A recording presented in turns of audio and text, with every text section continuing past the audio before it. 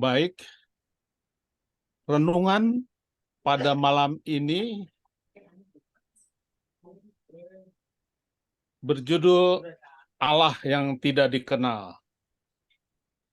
Suatu hari ketika Paulus berjalan-jalan di Athena dan mengamati patung-patung di kuil penyembahan orang Yunani, terlihat oleh Paulus sebuah mezbah bertuliskan untuk Allah yang tidak dikenal. Jadi luar biasa ya.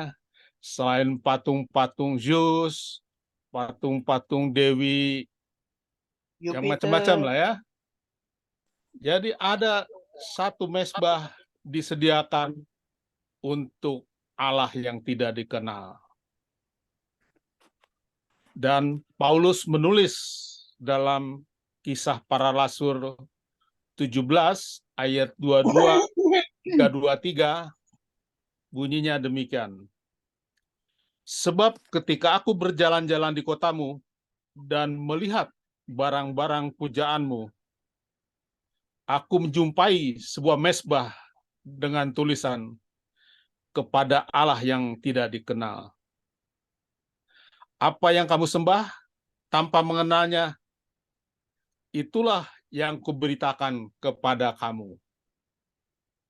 Jadi itulah yang ingin disampaikan oleh Paulus kepada orang-orang di Athena dan juga di Roma dan bahkan di seluruh Yunani. Dia ingin mengenalkan Allah yang tidak dikenal oleh orang-orang Yunani.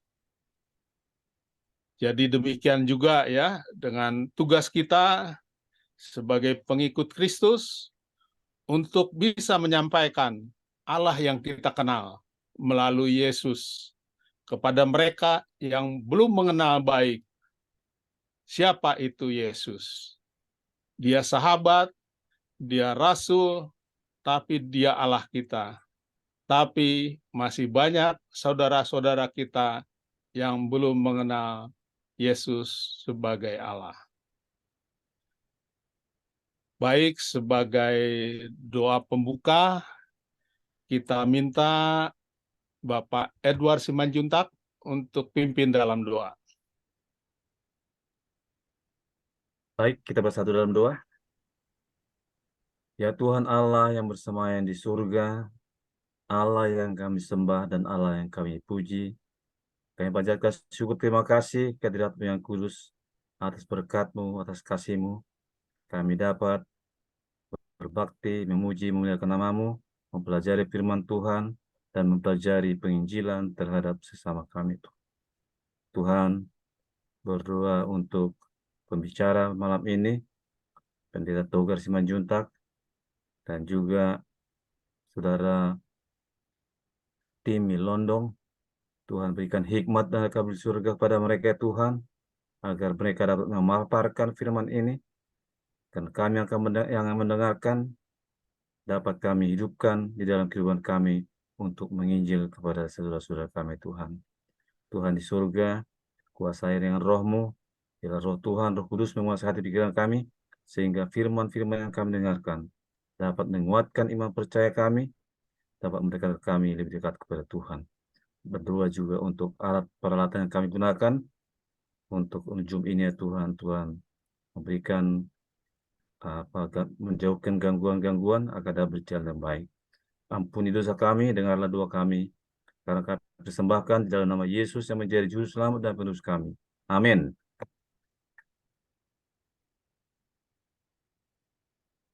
Amin. Baik, jika Colum Scott ini seorang penyanyi yang menjadi pemenang di Britain Got Talent tahun 2015 ya, yang mendapat booster yang luar biasa. Dan kemudian 2017 merilis sebuah single berjudul You Are the Reason yang sangat hit mendunia ya. Nah, lagu yang akan disampaikan pada malam hari ini bukan you are the reason, tapi he is the reason. Ia menjadi alasan. Ia menjadi alasan kenapa kita memiliki pengharapan. Ia menjadi alasan kenapa kita kuat di dalam kesusahan. Ia menjadi alasan kenapa kita sabar untuk bertahan dalam kerendahan hati. Demikian lagu ini yang dikarang oleh para pendeta, ya, pendeta Advent di Megahaya, ya, negeri di atas awan di India, yang bergabung dalam The Call Quartet. Jadi luar biasa, para orang-orang gunung ini sangat pintar menyanyi karena mereka memiliki tradisi suka menyanyi, ya. Jadi waktu pertama kali penginjilan masuk ke wilayah pegunungan dengan bahasa yang tidak mengerti, tapi para misionaris bisa masuk melalui lagu-lagu pujian yang tidak mereka mengerti. Luar biasa, ya. Kalau masih ingat lagu I Have Decided to Follow Jesus yang dari Kampung Garo, itu ada di sekitar Megahaya, di mana seorang penduduk situ harus dibunuh, dari mulai anaknya, istrinya, sampai dirinya sendiri. Dan akhirnya kepala kampung bertobat, ya. Sekampung akhirnya mengikut Yesus. Baik, kita akan dengarkan lagu He is the Reason dari The Call Quartet Megahaya.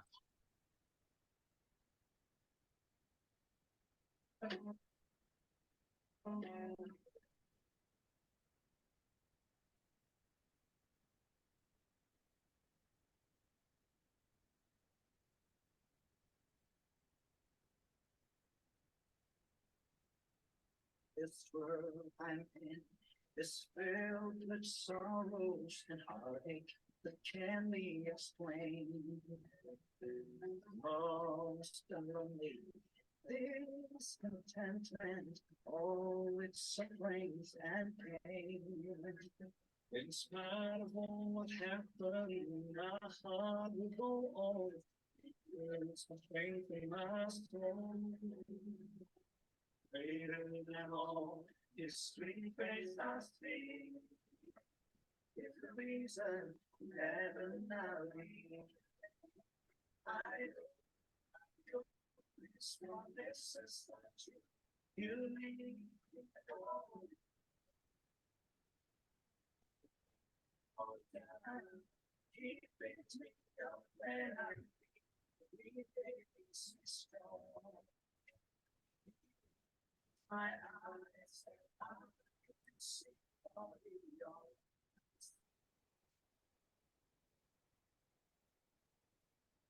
Nggak kedengaran.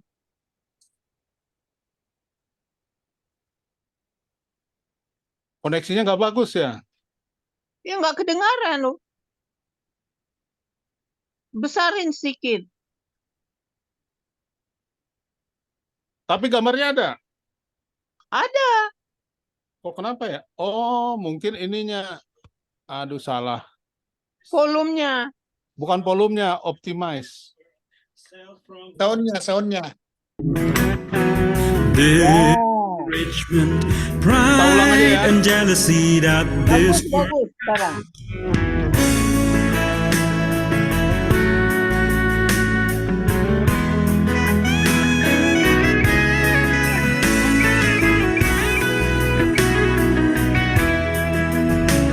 This world I'm in is filled with sorrows and heartache that can't be explained. Lost and lonely, discontentment, all its sufferings and pain. In spite of all what happened, my heart will go on. He is my strength and my song. Greater than all, His sweet face I'll see. He's the reason in heaven I'll be.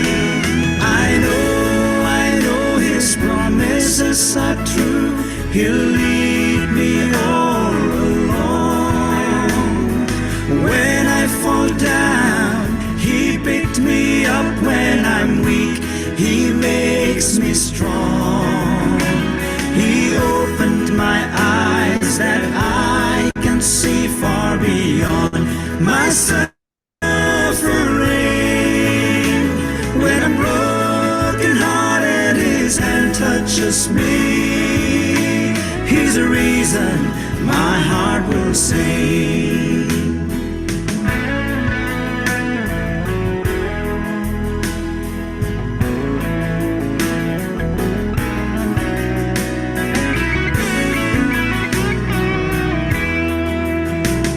This road I'm traveling is filled with struggle with this world and self from within. Discouragement, pride and jealousy that this world can give to me. In spite of all these hatreds, there's joy in my heart. For His hands hold me firm and strong. Oh, there's nothing to fear. He's always near.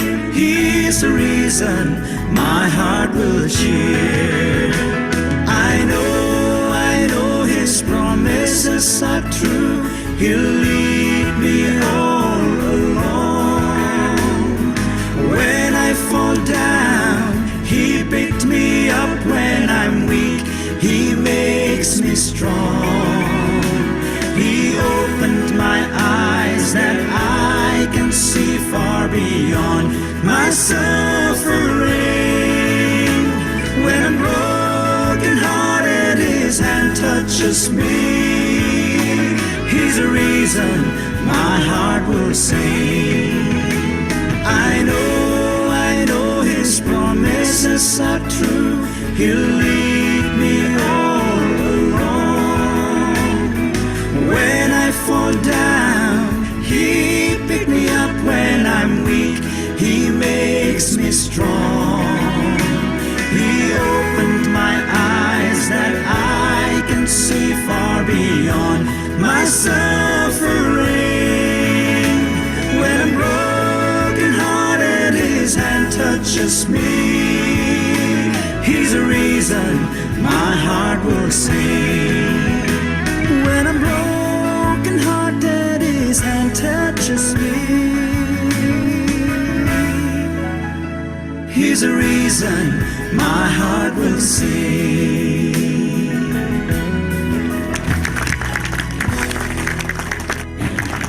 Amen. Amin. Lagu yang sangat indah ya. Amin. He is the reason. Sebentar dulu, saya mesti matikan dulu.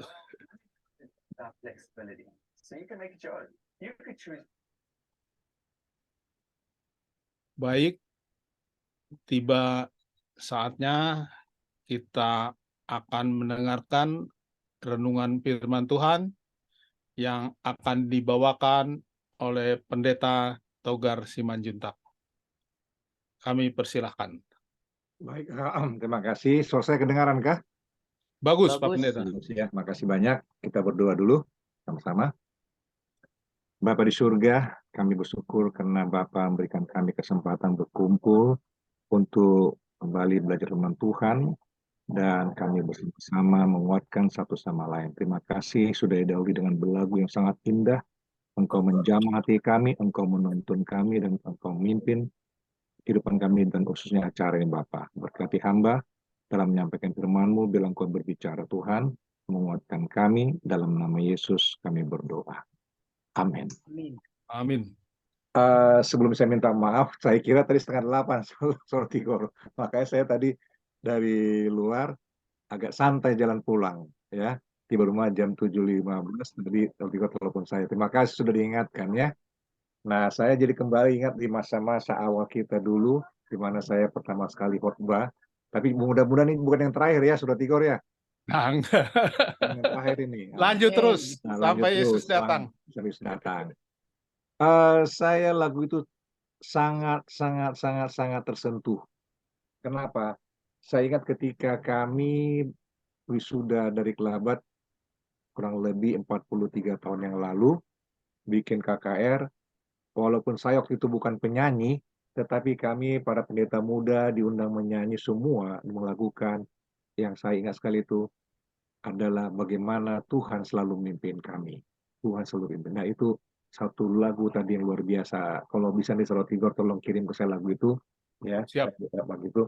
Dan kalau sudah perhatikan, saya ini sangat luar biasa. Pimpinannya itu janjinya pasti benar, ya, pasti benar, dan dia memimpin kita. Kalau kita jatuh, diangkat kita. Kalau kita sedih, broken heart, dia menguatkan kita. Nah, ini dikaitkan juga dengan khotbah yang disampaikan tadi, dibacakan tadi ceritanya oleh Saudara Tigor, yaitu bagaimana Rasul Paulus, ya, yang memberikan suatu gambaran orang-orang di Athena ada satu mezbah pada Allah yang tidak dikenal. Itu diambil dari Kisah pasal 17, ya. Kisah pasal 17. Nah, saudara-saudara, ini juga boleh kita kaitkan bagaimana kita sebagai umat Tuhan, apakah kita ada Allah yang dikenal. Tapi kalau di Athena ini, itu tujuannya baik sebenarnya, tujuannya Paulus. Nah, ketika Paulus datang ke Athena ini, dia sangat sedih, ya, atau dikatakan agnostus theos, Allah yang tidak kenal, bahasa kunonya itu. Apa ini? Kenapa? Mereka ini artinya mereka melihat itu banyak patung-patung berhala di sana, banyak sekali, ya. Padahal mereka sudah mengenal Tuhan, sudah mengenal Tuhan. Banyak sekali katanya mereka itu orang-orang Yahudi, orang-orang di Athena itu, orang-orang yang katanya itu yang tadi yang takut akan Allah, ya. Tapi mereka jumpa di sana katanya mereka hidupannya itu sudah lagi bukan orang yang takut pada Tuhan, bukan Tuhan. Sehingga mereka itu ketika Rasul Paulus menyampaikan pekabaran mengenai berharap Tuhan, ya, orang-orang di pasar itu, orang-orang di mana jumpa dia, dikatakan ini si Plater. Nah, kalau saudara artikan si Plater itu si pembual. Bayangin si Rasul Paulus katakan si pembual. Ya, sedih ya. Kalau saudara tiba-tiba sebagai pendeta ataupun penyampai kabar Injil, penyampaikan kabar Tuhan, apa menyampaikan misalnya mengenai Islamologi, itu si Plater itu kan, si pembual itu kan ya. Banyak omongnya tuh. Nah, Paulus dicap demikian. Nah, sehingga katakan dia menggambarkan ada dewa-dewa asing, katanya. Ada dewa asing di luar dari kita. Jadi saudaraku, apabila kita menyampaikan suatu pekabaran kepada orang-orang sekitar kita yang berbeda dengan tradisi mereka, bahkan di lingkungan Advent sekalipun, ya, maka kita dianggap itu banyak omong itu, si Plater itu. Itu sering terjadi, dikatakan demikian. Nah, saudara, berdasarkan khotbah Rasul Paulus dikata di Areopagus, itu di Athena dalam Kisah pasal 17, inti 23, bagaimana katanya dalam gambaran dia kehidupan orang di Athena itu begitu banyak dewa-dewa sana, ya, dewa-dewa tidak terhitung, ya. Bagaimana katanya itu mereka menyebutkan itu dewa-dewa itu tapi tidak dikenal. Mereka hanya menyembah tapi tidak tahu siapa itu. Nah, saya mengajak saudaraku, apabila saudara berbakti gereja, apabila saudara berdoa, apabila saudara baca firman Tuhan, apakah saudara mengenal cara pribadi Tuhan itu? Nah, apakah saudara merasakan, adakah saudara mengasihi dia? Atau cuma sekedar formalitas? Atau cuma kena tradisi? Atau kena budaya? Ini yang kita harus pikirkan. Nah, karena Yesus selalu mengajak kita, jika engkau, ya, mengasihi aku, turutlah akan firman-Ku. Nah, kunci daripada firman Tuhan itu kasih. Jadi Rasul Paulus itu sangat sedih hatinya. Ini orang-orang di Athena ini, ya, mengapa mereka melakukan suatu penyembahan kepada dewa-dewa? Bahkan ada satu kata kuil yang khusus dikatakan di Athena itu dipersembahkan untuk dewa, dikatakan Allah yang tidak dikenal. Allah yang tidak dikenal. Sehingga Rasul Paulus bertanya, adakah engkau mengenal Allahmu, katanya? Hai orang Athena, bahwa dalam segala hal engkau selalu berbakti menyembah dewa-dewa. Nah, saya mencoba aplikasi ini, saudaraku, adalah saudara mungkin ada satu tempat khusus untuk berbakti. Di gereja kah, di rumah kah? Kadang-kadang dalam satu rumah yang besar, mereka membuat satu ruangan khusus untuk tempat berbakti. Saya ada pernah beberapa keluarga demikian. Ada mereka buat satu ruangan khusus untuk mereka berbakti, apakah renungan pagi, atau renungan malam, atau keluarga lainnya. Mereka buat demikian. Ada. Nah, tetapi apakah saudara mengenalkah Tuhan itu di situ? Atau cuma sekedar formalitas? Nah, kalau berdasarkan kitab dari para rasul ini, ketika Rasul Paulus mengunjungi Athena, ia melihat sebuah altar dengan epigraf yang disembahkan kepada dewa tersebut. Lalu ketika Rasul Paulus berbicara, dia berbicara katanya, "Hai orang Athena, aku lihat bahwa kamu dalam segala hal, kamu sangat beribadah kepada dewa-dewa. Aku melihat di jalan-jalan, ya, aku melihat di taman, di kota, di pasar, di mana saja, ya. Tapi ada tulisan kepada Allah yang tidak dikenal. Apa yang kamu sembah, itu yang kuberitakan kepadamu." Nah, disinilah Rasul Paulus masuk. Apa yang kamu sembah, yang kamu tidak kenal, sini saya masuk. Nah, saudaraku, nanti kita akan pelajari Islamologi. Nah, saya berapa orang saya kenal, ya kadang-kadang mereka itu belajar itu, mereka tidak tahu karena tradisi.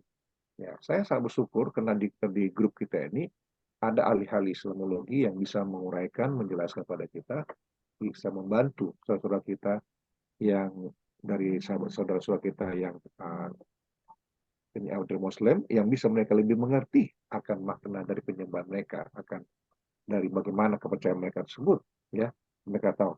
Nah, lalu kemudian Allah itu diberikan Allah yang menciptakan langit dan bumi dan segala isinya, Tuhan selangit yang tidak diam dalam kuil-kuil buatan tangan manusia. Dia tidak diam untuk kita sembah barang apa benda-benda itu dan tidak tangan manusia, tetapi karena dia tidak kurang apapun dan dia memberikan kehidupan bagi kita. Dia memberikan kita kehidupan termasuk engkau dan saya, kata Rasul Paulus. Nah, saudara-saudara, pertanyaan ini menjadi pertanyaan kita. Adakah kita mengenal Allah kita itu? Ya, adakah kita mengenal? Nah, Tuhan telah menjadikan manusia itu ya dari satu orang, lalu kemudian berkembang dan bertumbuh, artinya berkembang biak, berumah tangga, dan banyak manusia bertumbuh di ini, dan kita hidup bersama-sama untuk itu. Kita bergerak, kita pun katakan berasal dari ciptanya. Nah, disinilah kita lihat, saudaraku, bagaimana Rasul Paulus masuk dari satu titik di mana orang-orang Athena tidak mengerti Allah yang tidak dikenal. Dia masuk ke sana, jadi menyatakan bahwa ada Allah yang patut engkau sembah, engkau harus patut kasihi. Saudara-saudaraku yang diberkati Tuhan, gambaran dari kehidupan kita setiap hari akan lebih nyata ya dalam sikap-sikap kita. Kalau sudah pelajar sekolah sahabat kita yang minggu lalu itu diilustrasikan dengan orang-orang Samaria, ya pelajaran ke-7 sekolah sahabat yang lalu, itu menunjukkan adanya satu struktur kasih yang tidak bisa dihidupkan umat-umat Tuhan, termasuk katakan para imam ahli Taurat. Luar biasa, ya. Mereka tidak bisa. Sehingga ketika ditanyakan, siapakah sama manusia? Kalau kita mengenal Allah yang kita sembah, saudaraku, kita tahu, maka kita berani mengatakan itu, bahwa saya menyembah Allah yang saya kenal. Gambar yang katakan, banyak orang-orang ya sekarang melakukan suatu penyembahan kepada Allah, baik di rumah Tuhan atau di gereja, ataupun di rumah, tetapi katakan mereka itu tidak mengenal Allah itu sesungguhnya. Nah, kalau kita dikatakan mau menginjil dalam Christ Object Lesson 415, pekabaran kita yang paling efektif dan paling hidup adalah melalui karakter kita, kasih. Itu. Jadi ketika saudara baca pada sekolah sahabat minggu yang lalu pelajaran ke-7, itu jelas sekali diberikan oleh Yesus.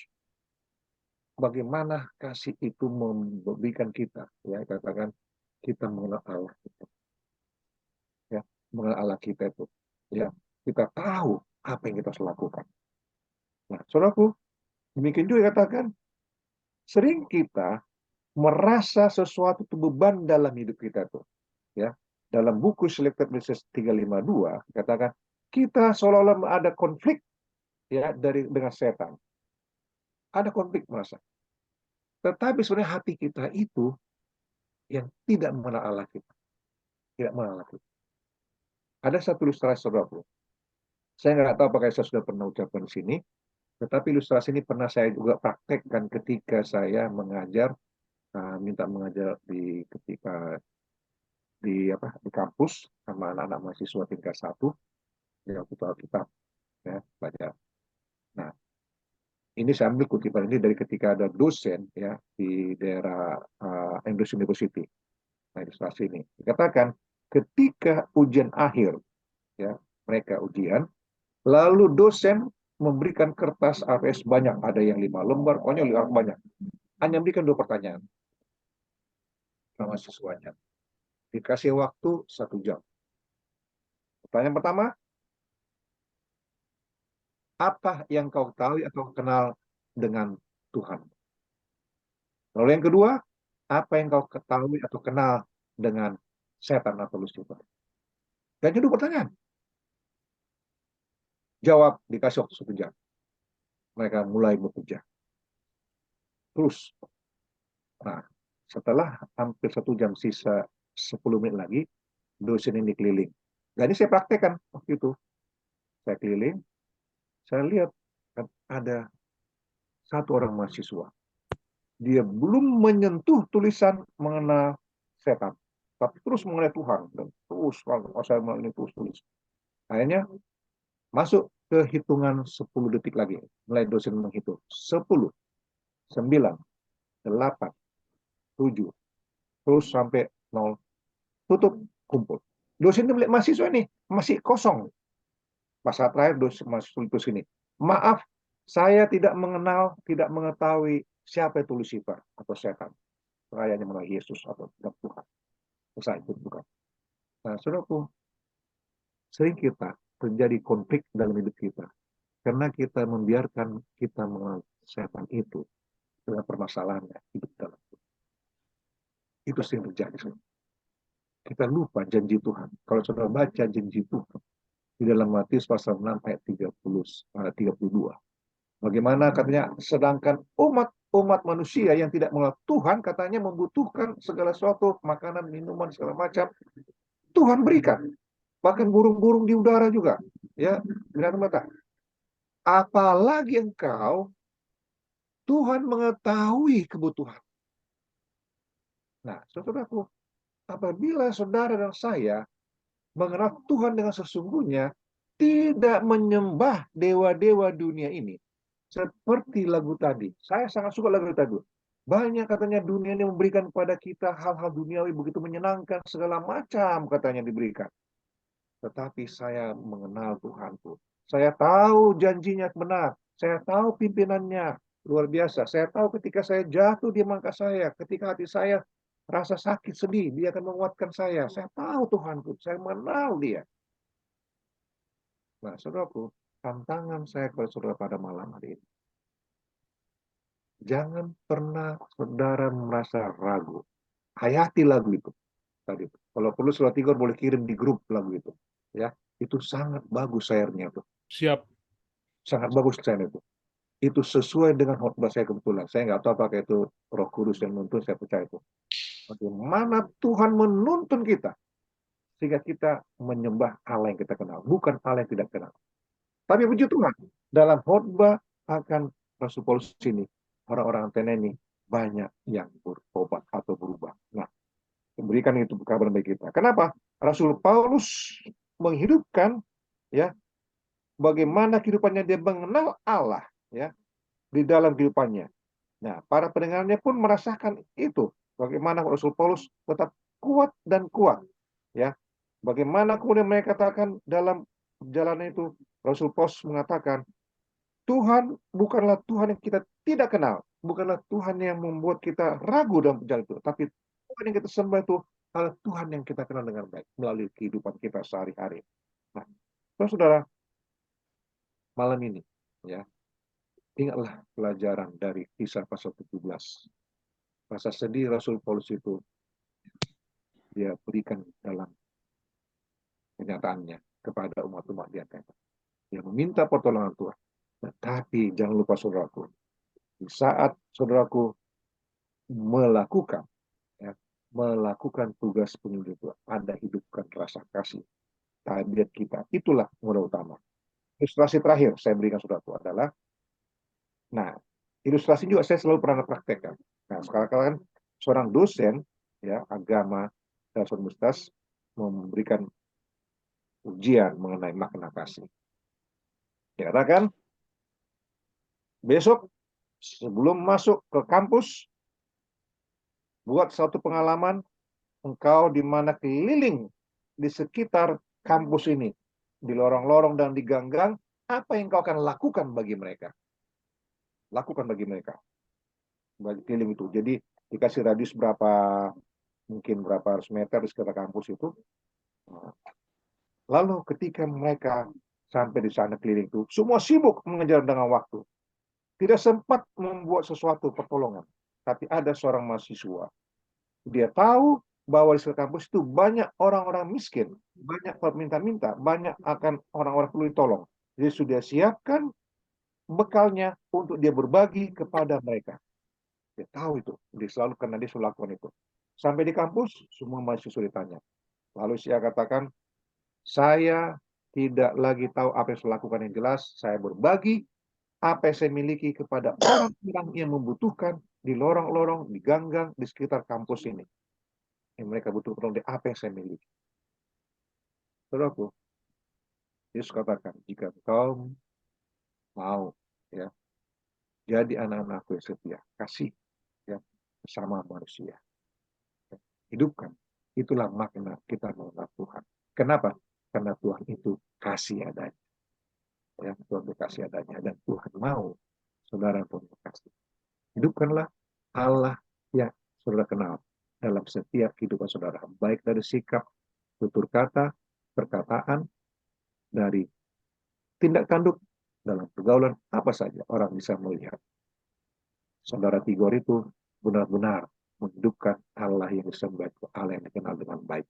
Semua Tuhan berkati kita, ngadu harapan kita bersama. Amin. Amin. Amin. Amin. Amin. Terima kasih atas renungan yang sangat indah dan menguatkan ya. Jadi semuanya secara kebetulan. Tapi dalam dunia ini nggak ada yang kebetulan ya. Jadi lagu renungannya aja baru saya bikin pas mau acara dimulai, baru ingat, waduh saya belum bikin ayat renungan.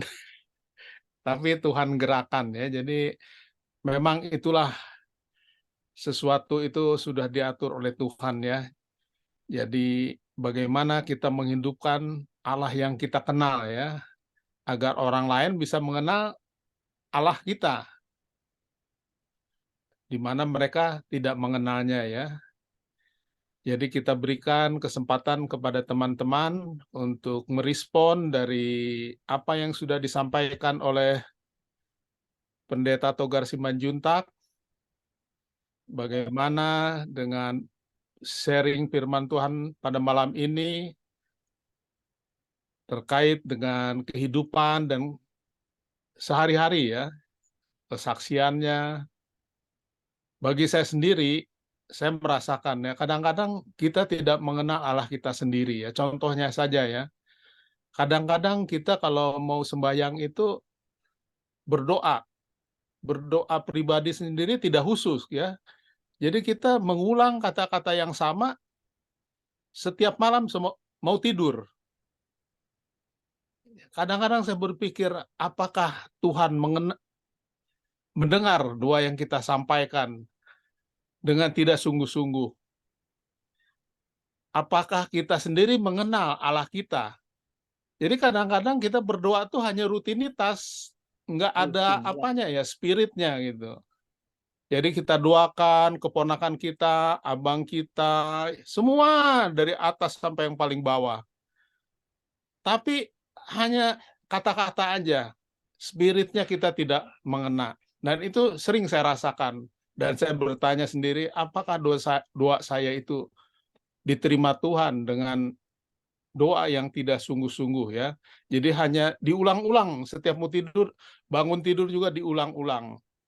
Jadi terima kasih dengan ayat yang saya temukan pada malam hari ini dan juga firman yang disampaikan Pendeta Togar. Jadi kita harus mengenal Allah kita dan menghidupkan kehidupannya agar orang lain mengenal ya. Jadi jangan kita mau menyampaikan Injil itu tapi dengan gaya preman, malah jadi yang ada debat kusir ya. Jadi kita perlu kerendahan hati. Silakan kalau ada teman-teman lain yang ingin memberikan respon atau kesaksian, 1-2 orang, kita masih cukup waktu.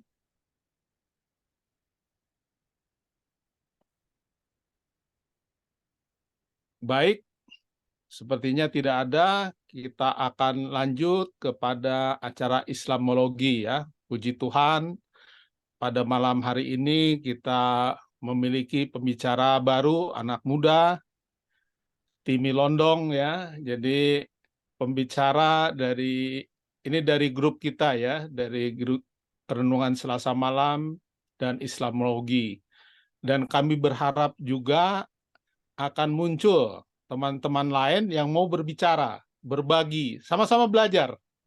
Saya juga sebenarnya belajar. Karena kenapa? Dengan kita berbagi, kita belajar. Kita akan membaca dan makin bertambah ilmu kita. Jadi jangan takut salah, karena hanya orang mati yang tidak melakukan kesalahan ya. Jadi puji Tuhan, Timi Londong bersedia berbagi Islamologi, kita berikan waktu dan kesempatan. Silakan Brother Timi. Baiklah, selamat malam bagi kita semua. Shalom. Kedengaran yang Om Tigor ya suaranya? Bagus. Bagus ya, clear ya. Oke. Ini kali pertama ya, karena sebelumnya nggak jadi waktu lalu itu, kalau nggak salah awal tahun lalu kalau nggak salah. Itu nggak jadi karena 1 dan 2 hal, akhirnya kita baru bisa jadi di akhir tahun ini ya, di bulan November. Nggak terasa Om Tigor sudah tahun 2023, tinggal 2 bulan lagi, sebulan lagi ya. Sudah mau lewati lagi tahun 2023. Tapi bersyukur kita masih diberikan kesehatan sama Tuhan. Tadi kita dengar tadi Oma Femi tadi bilang hari Sabat kemarin beliau ulang tahun yang ke-80. Itu kita Terima ucapkan kasih. selamat ulang tahun ya ke Oma ya. Iya. Tadi saya nggak langsung sampaikan Oma karena lagi baca-baca dulu, nantilah ntar tabilah sekaligus di acara. Jadi kan kita ucapkan selamat ulang Mau tahun. tanya. Sehat selalu, itu berkat Tuhan. Mau Ya. tanya, ada background Islam? Saya, Hmm. kalau saya mah ada keluarga kita ada. Oke, Keluarga kita campur. bagus. Ya, terima kasih Om. Jadi itu apa namanya, kami aslinya memang tidak di kita dari lagu pujian tadi ya Om Tigor, terima kasih lagu pujian itu. Saya lihat tadi, tapi pikir orang India asli kan, kita lihat ternyata yang campuran dari Burma tadi ya kalau nggak salah ya.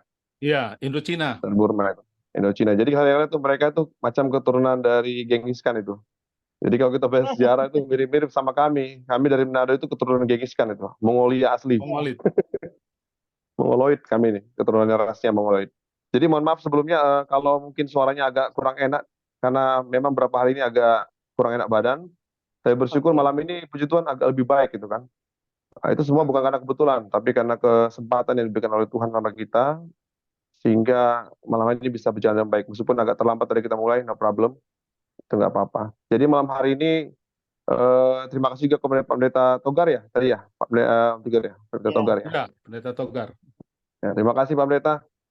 Sudah lulus dari daerah kami ya di Manado ya, Universitas Kelabat itu. Berarti bisa bahasa Manado Pak Pendeta ini sebenarnya ini. Harusnya bisa bahasa Manado ini paling enggak. Hanya selamatnya tahun 80. Atau kami sudah lahir belum itu tahun 80? Oh, belum. Belum, ya. Saya masih Tapi di sekarang atas itu. Tapi sekarang udah pensiun saya. Udah pensiun. Ya, kalau gitu, ya puji Tuhan lah itu masih diberi semangat selalu ya. Saya dengar ya, mantap kita, Togar. Amin, amin, amin. Satu yang mau saya sampaikan adalah Christ Subject Lesson itu adalah buku, kalau bahasa Indonesia itu perumpamaan Tuhan Yesus, itu salah satu buku yang saya suka sebenarnya. Karena itu ada kata-kata di situ dikatakan bahwa salah satunya adalah penurutan itu adalah buah dari kasih karunia. Jadi kita menurut, oleh karena itu kita sudah diselamatkan. Makanya kita harus menunjukkan kasih karunia itu kepada orang lain. Itu bagus banget dari Christ Subject Lesson itu. Saya lupa di mana page-nya, nanti saya sampaikan di grup. Jadi malam hari ini kita akan sama-sama belajar bersama, berdiskusi bersama. Om Tigor boleh tolong di-share screen ya?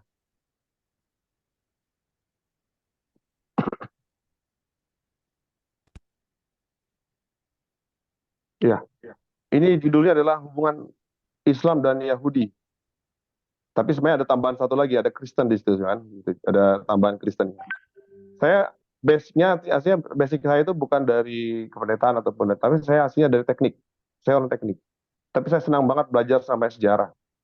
Belajar sejarah itu karena itu menjadi satu pelajaran bagi kita untuk mendapatkan bukti bahwa apa yang kita pelajari, apa yang kita dengar itu benar gitu ya. Itu makanya saya suka belajar sejarah, meskipun kami orang teknik, orang sains ya.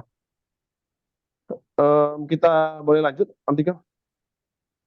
Apa sih hubungan antara Islam dan Yahudi? Kita lihat dari beberapa pandangan sejarah ya. Kita lihat dari sini. Mungkin Bapak Ibu bisa lihat dengan jelas ya apa yang tertulis di situ ya. Oma bisa lihat, Oma Femi? Terlihat ya? Enggak terlalu kecil. Oh, terlalu kecil, tapi terlihat ya, apa-apa. terlihat. Berarti Iya. terlihat. Ya, jadi itu ada contoh di situ. bisa lihat, bisa baca. Oh, puji Tuhan. 1, 2, Jadi di situ 3, ada 4. Ya. ditujukan nama hari maupun bilangan katanya dalam bahasa Ibrani, Arab dan Indonesia. Indonesia itu kan suka mengambil mengambil bahasa lain dimasukkan dalam bahasa kita. Tapi mostly bahasa yang kita gunakan itu bahasa Indonesia itu kebanyakan dari Arabik. Itu makanya kita Arab. selalu banyak mengambil kata-kata dari situ. Nah, Arab dan Hebrew ini mirip-mirip katanya kan. Ibrani dan Arab itu mirip-mirip di sini. Contoh di sini. Kalau di dalam kata satu itu dalam bahasa Islam sendiri ya, bukan Arabnya Wahid. Jahiliyah, tapi mereka mengatakan itu yang pertama itu artinya ahad itu. Ini kalian di sebelah kanan ya, hari ya, yang hari. Kalau angka 1, 2, 3 sebelah kiri, kita lihat ke hari aja. Ahad, ya. Situ ada ahad, di bahasa Ibrani ada juga. Dan bahasa Ibrani itu memiliki mirip sekali bahasanya dengan Islam itu kan. Tapi Ibrani menggunakan hari itu sebagai yom. Pak Pendeta Togar mungkin nanti bisa lebih menjelaskan untuk bahasa Ibrani karena ada di kelas di kependetaan waktu lalu ya. Jadi memang akar kata ahad dan ehad itu mirip gitu kan. Wahid dan yahid itu mirip. Bahasa Arabnya wahid, bahasa Ibraninya yahid atau yahat itu mirip, artinya itu sama. Nah, ini contoh-contoh di sini. Kenapa bisa seperti ini? Ya karena akar bahasanya mereka itu sama sebenarnya itu. Sama kayak kita bahasa Indonesia dan bahasa Melayu mirip. Malaysia. Gitu kan. Malaysia itu kita pakai Melayu mirip. Karena memang bahasa Arab dan Ibrani itu akar bahasanya memang sama-sama Aramaik gitu kan. Bahasanya Tuhan Yesus. Yang dikatakan sama Tuhan Yesus. Mereka menggunakan bahasa yang kurang lebih sama dengan bahasa ibunya. Ya, ibunya kan Abraham ya. Abraham. Oke, bisa lanjut. Oh, sorry. Itu yang terakhir tuh. Nah, jadi ada satu lagi sebelum lanjut, ada satu lagi kesamaan antara Arab dan juga Hebrew atau Ibrani. Mereka sama-sama percaya dengan satu siklus itu adalah 7 hari. Satu siklus mingguan adalah 7 hari. Sama-sama percaya. Makanya di hari terakhir itu disebutkan sebagai Sabat. Hari pertama dibilang Ahad. Hari yang pertama, yang terakhir adalah Sabat. Jadi sama-sama percaya bahwa yang terakhir itu adalah yang hari ke-7 itu. Tidak ada hari ke-8. Tanggal ada tanggal ke-8, tapi hari ke-8 tidak ada. Dalam siklus mingguan. Mereka sama-sama percaya 1 minggu 7 hari. Itu tidak ada di ilmu pengetahuan manapun, nggak ada itu. Ya, kita belajar 1 hari 24 jam, 23 jam, 59 menit, something. Tahunan 365 hari, tapi mingguan tidak ada. Tapi Arabik sama Hebrew sama-sama percaya bahwa satu siklus mingguan itu adalah 7 hari. Boleh next, Om Tigor? Ya, ini adalah urutan sejarah ya.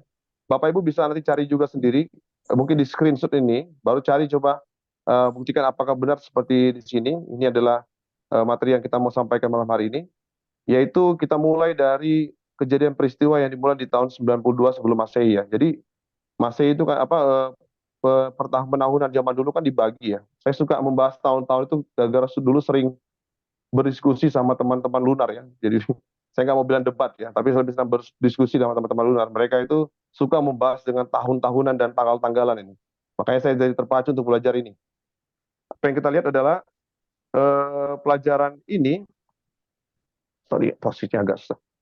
Kalau kita lihat di sini dari tahun 92 sebelum Masehi itu ada perang Romawi dan Persia.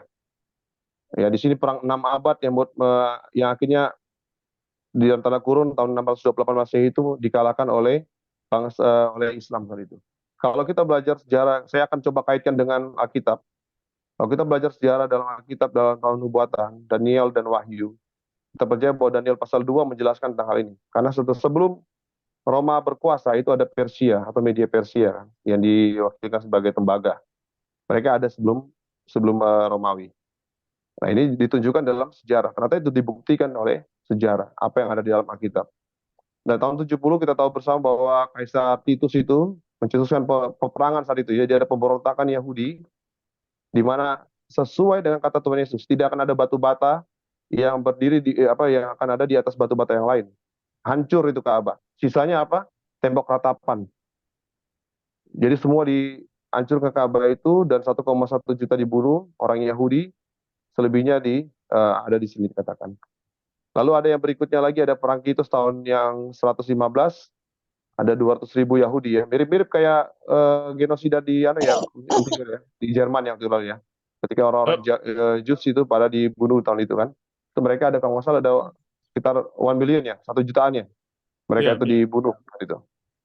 Nah di 135 Tarik Masih atau TM ada pemberontakan Yahudi yang ketiga. Nah ini yang paling rame karena ada suatu orang yang menyatakan dirinya sebagai juru selamat kata dia. Namanya adalah Simon Bar-Kokhba. Awalnya menang, ujung-ujungnya kalah juga. Dan dikatakan di situ bahwa Kaisar Hadrian, kaisar dari Roma yang mengalahkan si Simon Bar-Kokhba ini, menjadikan si Yerusalem itu sebagai kota terlarang. Nah, dia mengganti namanya menjadi Aelia Capitolina. Itu bahasa Latin ya. Jadi dibikin satu kota terlarang bagi orang Yahudi saat itu. Kaisar Hadrian melarang agama Yahudi, Sabat dan Sunat. Umat Kristen ikut teraniaya karena hari Sabat seperti Yahudi. Kita ketahui bersama bahwa Kristen sudah ada dari tahun 31 Masehi sudah ada pada zaman Yesus. Sorry, tahun 33 ketika Yesus mati. Di Antioquia mereka sudah disebut Kristen. Berarti ini sudah panjang sekali ya, sudah sampai 100-an tahun. Kurang lebih 104 tahun setelah Stefanus mati, orang Kristen sudah tersebar di daerah-daerah sepanjang Asia gitu, Asia kecil. Orang-orang ini teraniaya sama seperti orang Yahudi. Jadi dihantam sama rata. Kalau pernah belajar sejarah dulu ada namanya Kaisar Nero, kaisar paling jahat di Roma itu.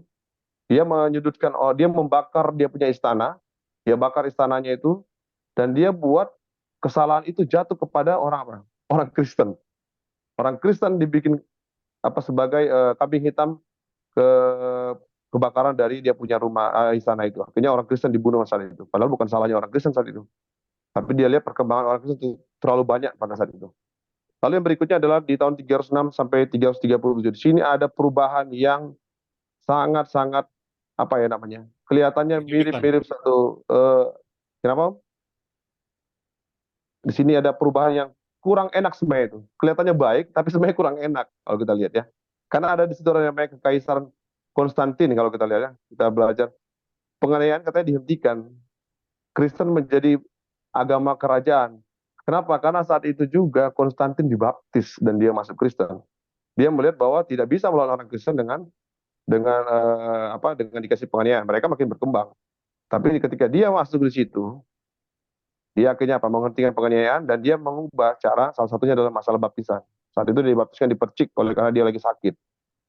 Dan akhirnya muncul lagi namanya kemerosotan rohani. Di tahun 321 Masehi, mungkin Bapak Ibu bisa buka dalam sejarah dunia itu. Hari Minggu itu dijadikan sebagai hari libur, menggantikan hari Sabat. Hari Sabat Yahudi ya, hari ke-7. Kita tarik panjang ini dari tahun 337 sampai kita masuk ke apa yang kita mau pelajari. Jadi ya Yahudi, Kristen, dan Islam ya. Jadi kita harus masukkan semua di situ timelinenya.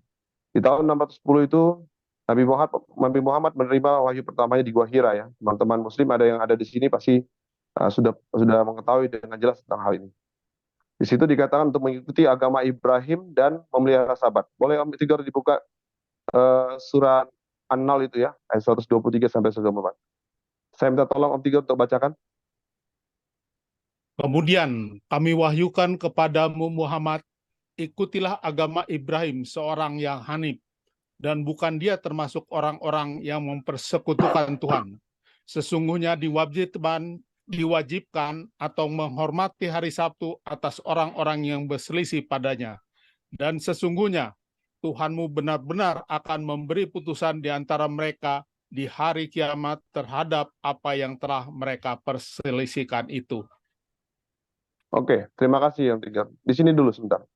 Jadi di sini Nabi Muhammad katanya mendapatkan mendapatkan wahyu dari Tuhan katanya, bahwa harus ikuti agamanya Ibrahim, agamanya Abraham, yaitu ia adalah seorang yang hanif katanya. Orangnya terpuji kalau salah ya, hanif itu orang yang jujur itu kan, hanif itu. Cuma memang ini juga pernah saya dengar di beberapa tahun yang lalu, ada juga Kristen yang mengatakan dia namanya itu Kristen yang hanif itu. Pernah dengar, saya lupa itu dia punya detailnya, tapi pernah terdengar karena dia melihat dari ajaran ini dan kata-kata dari Quran waktu itu. Jadi di sini ada bold merah yang kita mau tulis itu, sesungguhnya diwajibkan dalam tanda kurung menghormati hari Sabtu atas orang-orang yang berselisih padanya. Jadi di sini dikatakan bahwa hormati hari Sabtu sama orang-orang yang berselisih padanya. Siapa yang berselisih padanya hari itu? Coba kita lihat lagi sejarahnya kan. Saat itu ada posisinya di mana saat itu Nabi Muhammad saat itu di ayat ini sendiri. Dia lagi di Mekah itu katanya di situ kan, di Mekah. Di Mekah itu kalau nggak salah nggak ada banyak orang Yahudi ya, Om Tigor ya. Pada saat itu lagi tidak terlalu banyak orang Yahudi ya. Malah orang Yahudi itu seingat saya ada di Madinah. Bukan di Mekah. Makanya Muhammad lebih diterima di daerah Mekah dibandingkan di daerah Madinah dibandingkan di daerah Mekah. Karena Mekah ini dikuasai oleh orang-orang yang dalam tanda kutip Arab zaman jahiliyah. Mereka ada di situ semua. Orang-orang yang suka berdagang dan juga kita lihat nanti di bawah. Yang berikutnya di tahun 620 ada peristiwa Isra Miraj, yaitu kunjungan pertama Muhammad ke Yerusalem. Kalau nggak salah dengan kuda terbang gitu ya, samanya si Borak itu. Borak kalau zaman dulu kan ada pesawat itu namanya Borak gitu ya, Borak Airlines itu kan. Mungkin mengambil nama dari sini juga. Kenapa saya bisa mention itu? Karena dulu banyak orang Arvin kerja di situ dulu. Di Borak Airlines itu seingat saya. Ada beberapa yang saya kenal. Nggak salah yang punyanya orang Advent. Itu kurang tahu juga. Mungkin punya saham kali ya, saham di situ. Oke, jadi di situ dimulai perintah sholat untuk 5 waktu. Oke, kita lanjut ke tahun 622. Di situ ada hijrah ke Madinah. Nah ini, hijrah ke Madinah ini di mana Yahudi tinggal memelihara sahabat dan kebebasan beragama. Hijrah pertama dan kedua ke Ethiopia dan kerajaan Kristen. Jadi kalau sebelum kita masuk ke ayatnya itu, kalau kita lihat bahwa kerajaan Ethiopia zaman dulu masih masuk dalam kerajaan Kristen ya.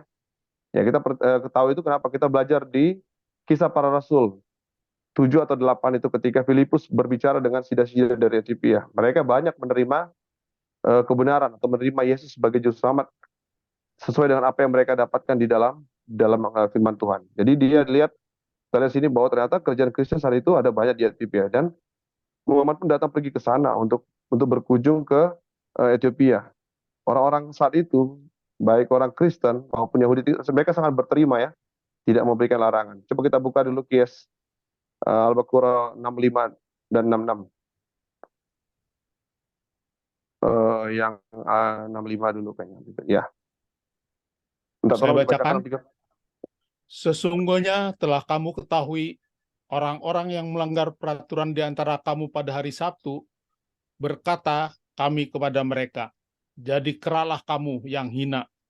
Kami jadikan demikian itu sebagai peringatan bagi orang-orang di masa itu dan bagi mereka yang datang kemudian, serta menjadi pelajaran bagi orang-orang yang takut akan Tuhan. Oke, terima kasih, Tigor. Jadi surah 2 ayat 65 dan 66 ini menjelaskan bagaimana teguran dari Muhammad kepada orang-orang saat itu di situ. Ada beberapa skolarnya Muslim mengatakan bahwa itu adalah ayat khusus diberikan kepada orang Yahudi. Ini adalah ayat yang diberikan kepada orang Yahudi. Meskipun saya melihat dari sisi pandang pribadi saya, bukan saya mau memberikan tafsir ya dalam hal ini. Tapi saya membaca saja dari apa yang dikatakan sini. Kami jadikan yang sedemikian itu sebagai peringatan bagi orang-orang di masa itu dan bagi mereka yang datang kemudian. Jadi itu seakan-akan berita yang atau surat di sini itu bercerita bukan cuma zaman dulu ya, tapi akan datang kemudian bahkan sampai saat ini karena tidak ada diberikan timeline bahwa stop di sampai saat ini, nggak ada. Itu akan berlanjut sampai terus sampai ada orang-orang yang datang kemudian yaitu kita sekarang. Ya itu semua tergantung dari interpretasi dari masing-masing ulama ya. Itu kita nggak ada bisa memberikan intervensi dalam hidup. Mereka punya hak dan mereka punya punya hak prerogatif untuk bisa mengatakan hal seperti itu atau memberikan interpretasi. Boleh kembali Om Tigor?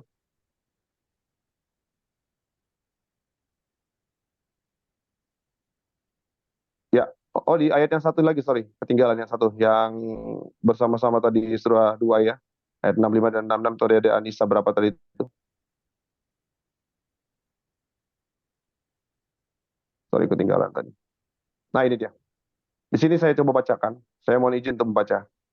Di dalam surah An-Nisa ayat 47 dikatakan, berimanlah kamu kepada apa yang telah kami turunkan dalam tanda kurung Al-Quran yang membenarkan kitab yang ada pada kamu. Sebelum kami mengubah wajah-wajahmu, lalu kami putar ke belakang atau kami laknat mereka sebagaimana kami melaknat orang-orang yang berbuat maksiat pada hari Sabat atau Sabtu. Nah, ini kita harus membaca lagi memang peristiwa apa sih di balik ini. Kenapa ada hari yang spesial itu kan? Kenapa nggak hari yang lain? Tapi ada hari yang spesial yang disampaikan sama Tuhan katanya kepada Muhammad bahwa bahwa Tuhan melaknat orang-orang yang melakukan maksiat pada hari Sabat. Berarti spesial banget ini hari Sabat bagi Muhammad pada zaman-zaman awal tahun-tahun pertama Islam. Oke, kita kembali ke timeline lagi Om Tito. Oke, kita kembali ke timeline Yahudi, Kristen dan Islam ya. Di tahun 623 itu ada perubahan. Jadi sebelumnya itu kiblat itu adanya larinya ke yang tadi ya, Yerusalem. Tapi setelah 17 bulan 3 hari di Madinah, sesuai dengan bukti sejarah, ada perubahan. Di dalam surah 2 ayat 144. Kita baca aja di situ. Kita coba bacakan saya misalnya di sini. Oh ya, Sungguh silakan. kami melihat wajahmu, Nabi Muhammad, sering mengadah ke langit, maka pasti akan kami palingkan engkau ke kiblat yang engkau sukai. Lalu pandanglah wajahmu ke arah Masjid Haram, dimanapun kamu sekalian berada, hadapkanlah wajahmu ke arah itu. Sesungguhnya orang-orang yang diberi kitab benar-benar mengetahui bahwa pemindahan kiblat ke Masjidil Haram itu adalah kebenaran dari Tuhan mereka. Allah tidak lengah terhadap apa yang mereka kerjakan. Oke, terima kasih. Kita balik ke timeline. Timeline-nya dikatakan adalah perubahan kiblat itu kan. Jadi sebelumnya di Yerusalem akhirnya dipindahkanlah sesuai dengan apa yang disukai saat itu. Ini apa yang tertulis dalam surah 2 ya. Kita tidak mengambil atau mengurangi. Dipindahkanlah itu karena saat itu ternyata mulai ada sedikit permusuhan di dia dengan Yahudi. Oke, di perubahan kiblat itu ada beberapa poin di sini. Dikatakan yang pertama katanya, di sini Nabi Muhammad dan pengikutnya saat itu diolok-olok orang Yahudi karena tidak memiliki katanya syariat atau aturan dalam beragama. Tahun 623 tadi seperti yang disampaikan tadi, jadi kiblat diubah ke Mekah, ke Masjidil Haram yang sekarang masih berdiri kokoh di Mekah ya, dan memiliki ibadah puasa. Sebelumnya berpuasa Asyura mengikuti kaum Yahudi. Jadi kalau kita lihat memang mirip-mirip ya. Bahkan puasanya orang Yahudi sama orang Muslim pun mirip-mirip. Orang Islam punya puasa Senin dan Kamis ya. Mungkin ada teman kami di sini Mas Sahal ya. Sahal mungkin ya. Dikatakan bahwa ada puasa Senin dan Kamis. Dan orang Yahudi pun sama, dia pun juga ada 2 kali seminggu. Saya lupa, Selasa Rabu atau Rabu Jumat itu saya lupa. Untuk berpuasa mereka mirip-mirip dengan hal ini. Mereka punya waktu time prayer-nya orang Yahudi, orang Muslim punya 5 waktu, orang Yahudi punya 3 kali sehari, gitu ya kan? bahkan Ortodoks punya 7 kali sehari, masing-masing punya kemiripan dalam hal tata syariat beribadah. Salah satunya di situ. Ini contoh ya, contoh. Oke, next sekarang, Om Tigor. Oke, lanjut. Jadi sini kan hubungan Islam dengan kaum Hindu katanya semakin menjauh di sini. Jadi mulai ada sedikit apa namanya kontradiksi, udah mulai muncul ada kontroversi antara satu dengan yang lain. Oke, lanjut Om Tigor. Kita kembali ke timeline kalau nggak ada lagi di bawahnya. Oh, ini satu lagi.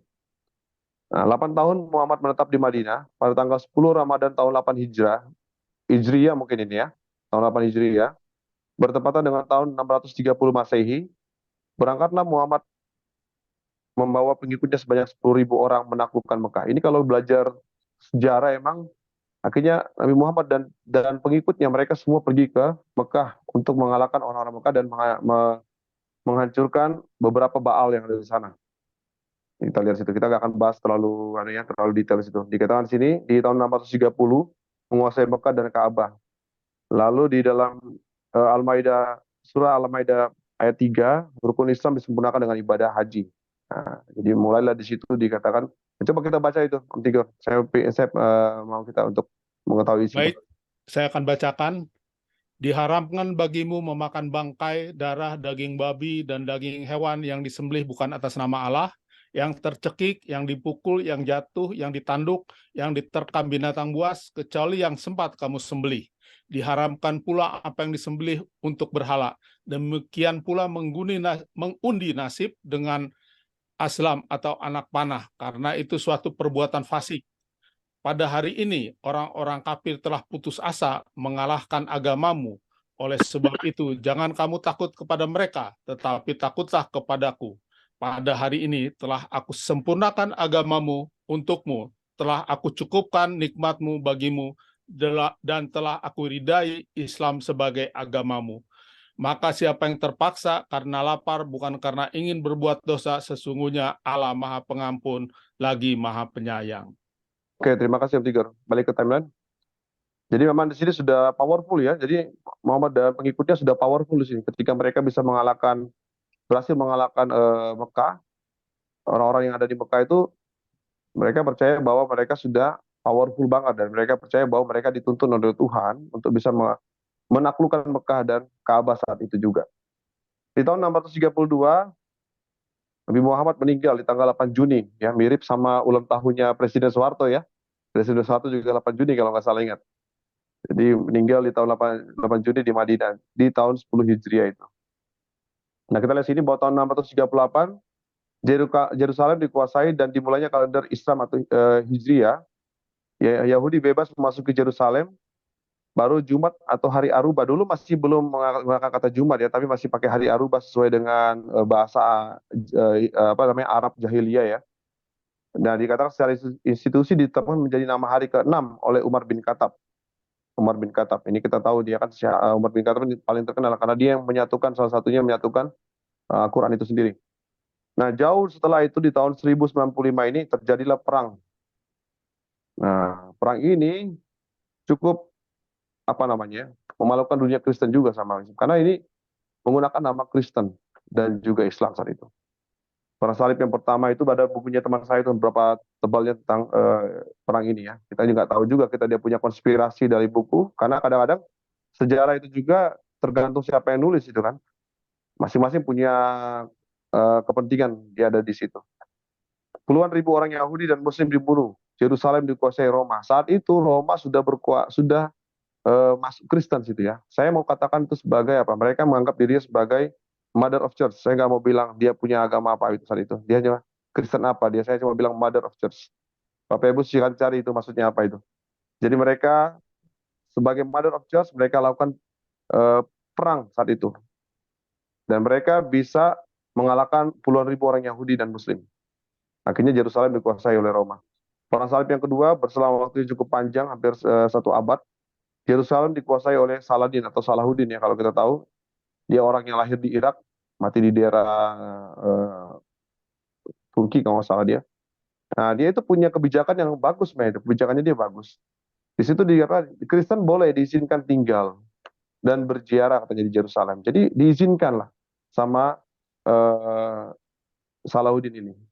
Salahuddin memberikan kesempatan, Salahuddin ini memberikan kesempatan bahwa Kristen bisa ini. Kalau zaman Roma, waduh berat itu. Yerusalem itu dianggap tempat yang itu tadi apa dipegang hanya untuk orang-orang dari Mother of Church. Tapi di sini dikatakan bahwa dia diberikan kesempatan. Seingat saya, mungkin tolong dikoreksi kalau saya salah.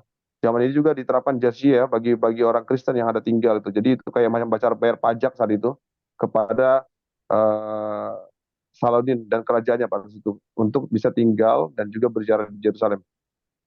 Lalu yang berikutnya di tahun 1291 ada Kaisar Utsmania yang berakhir tahun 1924. Nah inilah setelah itu berdiri kerajaan Saudi Arabia yang kita tahu sekarang. Ini ada kata-kata di sini yang Inggris memegang peranan penting ya. Jadi ada campur tangan Nordia Barat untuk perebutan pengakhiran Kaisar Utsmania. Tahun 39 itu ada terjadi Holocaust ya. Ini yang tadi Hitler melakukan pembunuhan atau melakukan pembunuhan besar-besaran kepada orang Yahudi saat itu. Dan Yahudi pun ada imigrasi ke Palestina. Kalau mau dipanjangin lagi, kita tahu bahwa lama-lama orang Palestina Yahudi berkuasa di daerah Palestina, akhirnya sekarang sudah semakin banyak ya. Dan terjadi perang yang lagi hangat-hangatnya sekarang ini. Kenapa kita perlu bahas ini? Kita perlu tahu sejarah itu kan. Sejarah ini membantu kita sebenarnya untuk mengetahui timelinenya gimana sih sebenarnya.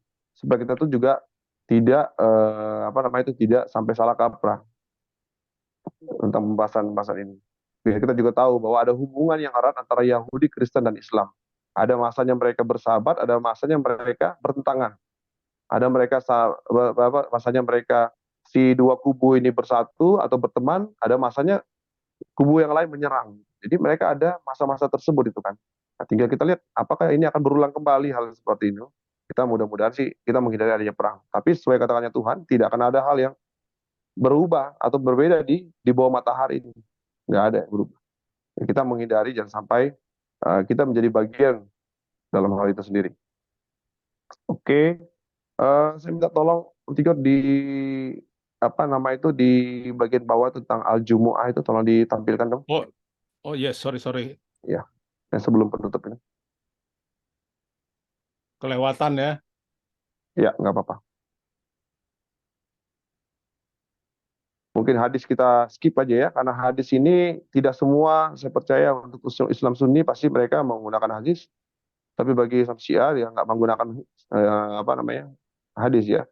Jadi kita pakai yang umum saja dulu, yaitu yang dipakai sama-sama yaitu Quran. Nah, Al-Jumu'ah ini kalau kita kembali ke yang pertama tadi adalah tentang hari Jumat itu sendiri. Nah, dikatakan surat Al-Jumu'ah adalah surat ke-62 dalam Al-Quran. Surat ini tergolong dalam surat Madaniyah yang terdiri atas 11 ayat karena dibikin di Madinah. Dinamakan Al-Jumu'ah yang bukan berarti hari Jumat, akan tapi secara bahasa bermakna hari perkumpulan, diambil dari perkataan Al-Jumu'ah. Ini mirip sama kayak dulu pernah ada penyampaian dari Pendeta Joko Suwarso kalau nggak salah. Om Tigor kenal Pendeta Joko Suwarso dulu? Iya. Ya sempat jadi ketua daerah ya di daerah Kalimantan Timur itu. Pembahasan tentang Islam bahwa Islam itu bisa diartikan sebagai suatu agama, tapi Islam juga kalau ambil kata kerja itu artinya patuh atau taat. Itu artinya ya sama kayak gini. Jadi Jumat itu bukan cuma dikatakan sebagai hari, tapi itu adalah hari suatu waktu untuk berkumpul sebenarnya. Hari perkumpulan. Jadi bukan nama harinya, tapi isinya adalah hari perkumpulan. Makanya kita mungkin bisa pelajari itu lebih detail dengan belajar apa sih maksud kata-katanya juga ya. Al-Jumu'ah tidak menjelaskan secara langsung dalam bahwa suatu hari ibadah bagi kaum laki-laki diadakan setiap pekan. Meski banyak penafsiran Islam yang menerapkan ibadah semacam ini. Ya, itu terserah ya, itu terserah dari masing-masing. Itu kadang-kadang saya nggak paham ya tentang mazhabnya masing-masing dari teman-teman Muslim itu. Tapi kalau untuk beribadah hari Jumat, saya rasa itu hampir semua sama. Karena memang sejarahnya adalah membedakan diri dengan Yahudi. Karena Yahudi menggunakan hari Sabat yang mereka pegang dari zaman Musa, dia pegang sebagai hukum yang dia harus taati. Kalau kita baca di 10 hukum, maupun di 613 misfot yang punya orang Yahudi, mereka menggunakan bahwa hari Sabat adalah hari peribadatan mereka, hari mereka berhenti. Makanya ketika kemarin Palestina menyerang, Hamas menyerang Yahudi pada hari Sabat, wah itu benar-benar mereka tidak ada persiapan saat itu, karena mereka lagi ibadah saat itu. Lalu akhirnya Kristen pun mengubah hari peribadatan mereka supaya berbeda dengan Yahudi. Tapi Kristen yang mana dulu kan? Kristen yang tadi saya bilang tadi ya, Mother of Church. Jadi itu yang terjadi ketika mereka mengganti hari ibadah itu dari hari Sabat menjadi hari Minggu. Jadi ketiga agama Abrahamaik ini memiliki 3 hari beribadah. 1 hari Jumat, 1 hari Sabat, 1 hari Ahad atau hari Minggu.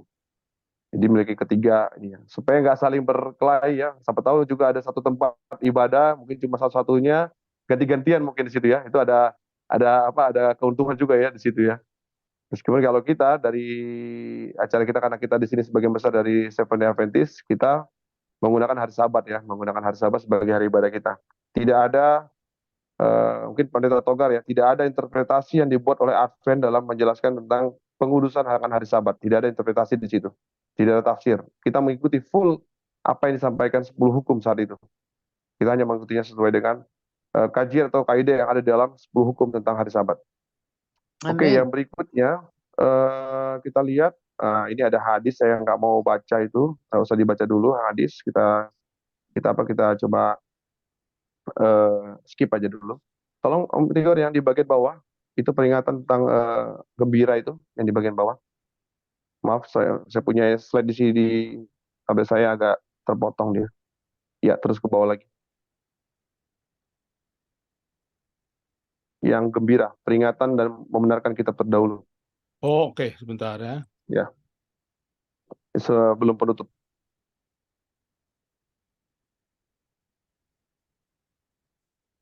Ya, ini dia, sama yang bawahnya. Siap, oke. Di sini katakan bahwa Quran sebagai kabar gembira katanya kan, peringatan dan membenarkan dan membenarkan kitab terdahulu. Kita baca dalam surah Fatir ya, surah 35 ayat 23 dan 24. Saya mohon izin ya, kau hanyalah seorang pemberi peringatan, sungguh kami telah mengutusmu ya Muhammad dengan kebenaran sebagai pembawa kabar gembira dan memberi peringatan, dan setiap umat pastilah pernah ada yang memberinya peringatan. Yang ayat di bawahnya Al-Baqarah surah 2 ayat 41 dan An-Nisa 47 ini mirip sama kata-katanya. Hai ahli kitab, katanya Yunani dan Kristen, berimanlah kamu kepada Quran yang telah kami turunkan, yang membenarkan apa yang ada padamu. Jadi kenapa mirip-mirip ini? Karena memang kita punya sejarah yang kurang lebih sama itu kan. Dari kalau kita tarik tadi sejarah itu, baik hari ibadahnya awalnya kurang lebih sama itu kan, dari ibadahnya, tapi akhirnya muncul pelan-pelan ke bawah, akhirnya berubah. Malah kalau kita lihat di sini bahwa apa? Sebenarnya Quran itu membenarkan apa yang sebelumnya itu kan.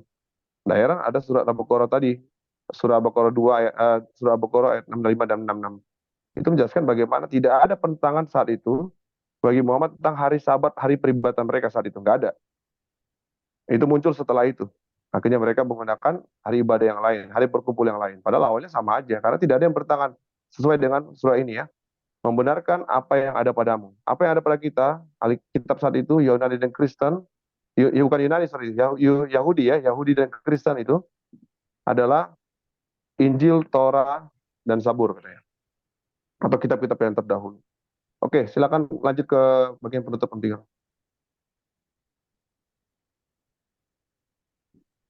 Ya, di sini dikatakan dua agama ini dalam Kristen Yahudi, sebenarnya ada satu lagi, Islam dan Yahudi, ada lagi Kristen seharusnya, yang berbagi nilai paduan dan prinsip yang sama. Itu yang saya sampaikan tadi pertama kali. Mereka ini punya baseline yang sama awalnya, tapi kenapa kita bahas orientasi sejarah tadi? Karena kita melihat bahwa terjadi kalau sebutannya Advent itu ke orang itu offshoot ya, ada penyimpangan, bukan sesat, bukan, tapi penyimpangan. Ada penyimpangan yang terjadi saat itu. Yahudi lebih dekat dengan orang Islam daripada orang Kristen. Hal ini semua karena agama Yahudi lebih dekat dalam hal akidah maupun syariat. Mirip sholatnya orang Muslim 5 kali sehari, orang Yahudi punya 3 kali sehari, orang Ortodoks punya 7 kali sehari contohnya. Tapi orang Kristen kurang. Anytime kalau orang Kristen. Tidak dijelaskan tentang apa. Kapan sih kamu harus ibadah? Kita nggak mengikuti yang begitu. Padahal kalau kita ikuti juga kurang lebih sama aja sebenarnya. Cara beribadah, cara kita berdoa pun dijelaskan dalam Alkitab sebenarnya. Itu tidak jadi hal yang baru. Mencuci tangan, membasuh badan, itu tidak menjadi hal yang baru. Itu dari zaman hukum Taurat pun sudah disampaikan. Orang-orang harus bersih dalam penampilan ketika dia menyampaikan doa kepada Tuhan.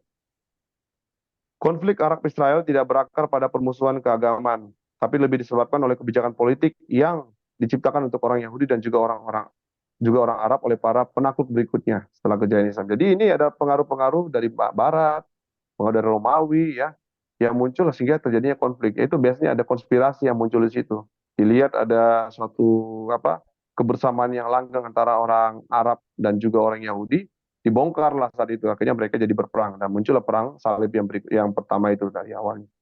Jadi ini kadang-kadang kita kalau melihat mau ikuti yang seperti itu, apa kita mau mengulangi hal yang sama, ya tinggal kita bikin suatu hal yang sama itu terulang kembali aja. Tapi kalau seandainya kita mau menghindari itu, kita coba hidup damai.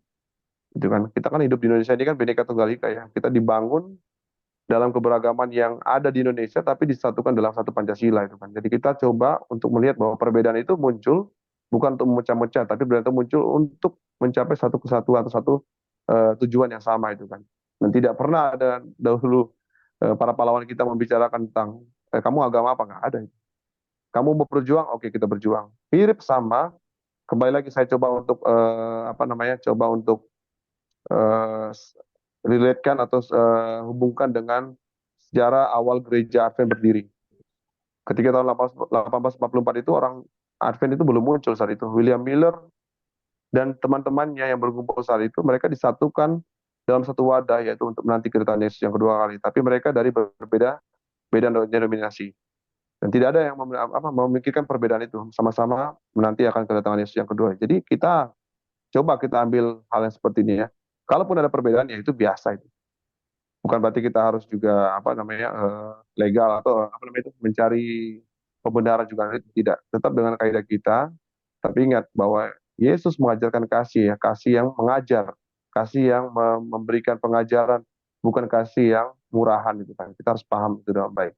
Cuma saya tidak akan mau bahas lebih dengan itu karena pembahasan kita tidak masuk di situ sebenarnya, Om Tigor ya. Mungkin itu aja yang bisa kita pelajari malam hari ini. Poin yang penting yang kita harus ingat adalah sejarah itu ditulis atau yang bisa kita baca itu akan membantu sebagai proven atau pembuktian apa yang pernah terjadi sebelumnya. Jadi kita tahu mana yang bisa kita coba, oh ini kita samakan dengan apa yang pernah kita pelajari. Karena tidak akan pernah terlepas dari hal itu. Itu saja yang bisa saya bawakan. Kita serahkan kembali ke Om Tigor. Terima kasih, Tuhan Yesus memberkati. Amin. Amin. Amin. Baik, Puji terima Tuhan. kasih atas presentasi yang telah disampaikan. Presentasi yang pertama kali. Dan akan ada presentasi yang berikutnya juga ya. Jadi proses belajar. Jadi saya pun waktu pertama kali berbagi, waduh lebih kacau dari Timi, tapi Brother Timi sudah sangat baik menyampaikannya ya.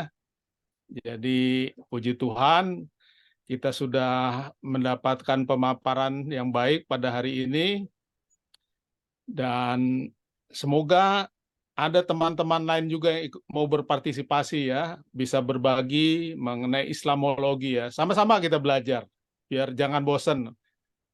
Jadi jangan Palmer, Tigor, Ucok, Tommy Ponto, mesti ada teman-teman yang baru yang muncul ya. Biar kita makin banyak yang memahami pelajaran mengenai Islam dengan lebih baik ya. Jadi kita bisa berbagi dan terus berbagi ya, dan dengan berbagi ilmu kita semakin bertambah. Jadi kita ada kesempatan untuk sesi tanya jawab. Ucok di sini tidak ada, tapi ada Saudara Palmer, ada Pak Pendeta Simanjuntak, ada saya sendiri. Jadi kita siap untuk membantu Brother Timi jika ada pertanyaan-pertanyaan yang agak sulit ya. Silahkan kalau ada yang mau bertanya. Ya, mungkin izin Saudara Tigor, saya hanya menambahkan sedikit tadi Saudara Timi katakan masalah bahasa Ibrani.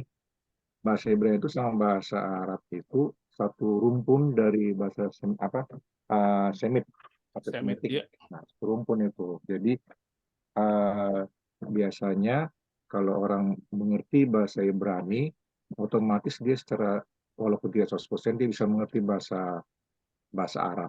Makanya itu hampir bersamaan. Nah, cuman yang lebih tua itu bahasa Ibrani kurang lebih abad ke-10 sebelum atau BC atau before Christ. Kalau Arab muncul di abad pertama atau abad keempat.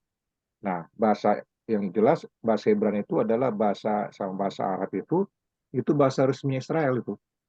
Jadi tidak heran, Ramek. Aramik itu bahasa resminya. Kalau yang Ibrani itu jalur keturunan Ishak, Arab itu jalur keturunan Ismail. Jadi jelas apa yang katakan oleh tadi saudara Timi itu benar, urutannya itu semua hampir bersamaan itu yang tadi jalur-jalur bahasa. Nah, kalau saya pribadi saudara Timi saya nggak terlalu ke situ karena saya bukan yang masalah itu saya nggak terlalu apa sekali ikutin. Tapi saya karena waktu itu saya berfokus masalah bagaimana pekerjaan Yesus dalam penginjilan paling utama itu penginjilan itu. Tapi saya tetap belajar bahasa Ibrani kayak pelajari, bahasa Arab juga kami ada ikut pelajari, hanya tidak terlalu saya perkembangkan. Jadi mumpung lagi saudara Timi masih muda, perdalam aja tuh kesempatan masih fresh itu apa pemikiran untuk lebih mendalami lagi kan. Kalau seperti saya udah nggak mungkin lagi. Nah, walaupun ada kesempatan, tapi saya nggak mau perdalam itu Ibrani sama itu karena sulit sekali. Wah, itu lebih sulit dari bahasa Batak apa huruf-huruf Batak itu lebih sulit. Nah, jadi terima kasih ya. Jadi makanya kenapa nah satu lagi kenapa orang-orang Yahudi sama yang turunan Ismail ribut? Karena ini karena mereka merasa bahasa kami lebih utama itu dasar dulu bahasa kami semua masing-masing dan juga kami ini anak-anak keturunan Ibrahim utama. Tapi jelas kita semua ini anak-anak Tuhan, ya, anak Tuhan. Terima kasih pelajarannya surat ini ya. Tuhan berkati. Itu aja tambahan saya. Terima Terima kasih. kasih Pak Pendeta. Baik, ada pertanyaan di chatroom dari saudara kita Muhammad Sahal. Apakah Abraham mengetahui konsep keimanan Kristen di luar klaim bahwa dia memelihara Sabat? Terima kasih. Jadi maksudnya ini apakah Abraham memahami konsep mengenai Yesus gitu? Iya. Mungkin Pak Pendeta Togar bisa kasih masukan. Ya, itu dari semenjak ketika Abraham diminta mengorbankan Ishak itu udah tahu dia tuh. Ada ketika dia pada waktu dia mau korban Ishak itu belum tahu. Belum, tapi ketika dia sudah disuruh jangan bunuh anakmu itu ada korban gantinya, dia sudah bikin gambaran. Dia tahu itu mengenai bahwa ada juru selamat yang datang. Cuman kapan datangnya, ya, sorry, kapan datangnya itu, kapan lahirnya, kapan itu dia tidak diberitahukan. Jadi pasti dia tahu, sudah ditentukan, sudah diberikan sama Tuhan melalui ilustrasi pengorbanan anak Ishak itu, anaknya yang tunggal. Nah, kalau saya ambil dari ilustrasi ini adalah penurutan. Kalau Tuhan sudah memerintahkan kita yang kadang-kadang nggak masuk di akal, jangan tanya alasannya. Hanya lakukan saja. Kalau saya selalu gitu aja, saya ambil pelajaran dari situ. Lakukan saja. Pasti Tuhan menolong. Itu. Terima kasih. Baik. Ya itu ada di Apa- ayat 3 di Om 3 di Kejadian. Mungkin Sahal nanya kan. Karena di Ya. dalam Kejadian pasal 12 ayat 8 itu dari ayat 7 di bagian terakhir dikatakan bahwa maka didirikannya di situ mezbah bagi Tuhan yang telah menampakkan diri kepada. Jadi dia udah tahu konsep penebusan itu dimulai dari apa? Konsep pengorbanan atau korban penghapus dosa di situ. Jadi udah tahu Abraham ya. Mungkin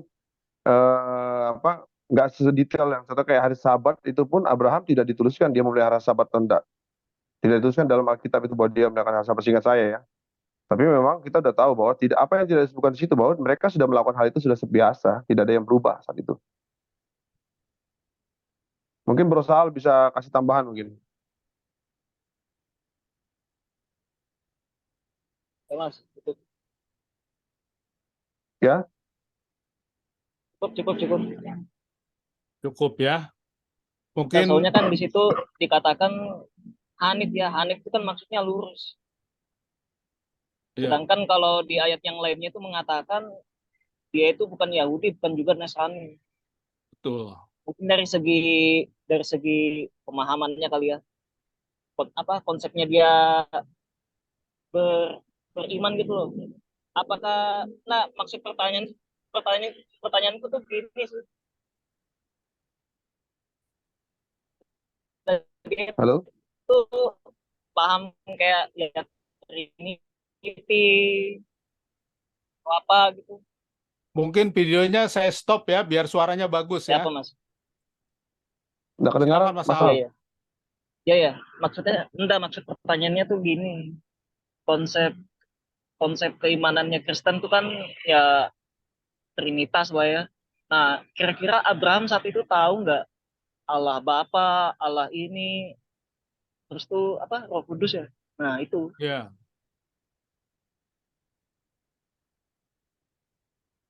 Oh, jadi konsep kealahan maksudnya. gimana, Mas? Nah, Konsep kealahan ya gitu ya. itu. Udah jauh, ya, Ya. udah jauh-jauh. Oh, I see. Oke. Pak Pendeta mau menjawab duluan, Pendeta Togar? Loh, mati. Halo. memang ya, Roh Kudus itu baru muncul di zaman Yesus. Jadi setelah Yesus pergi, dia tinggalkan Roh Kudus jadinya.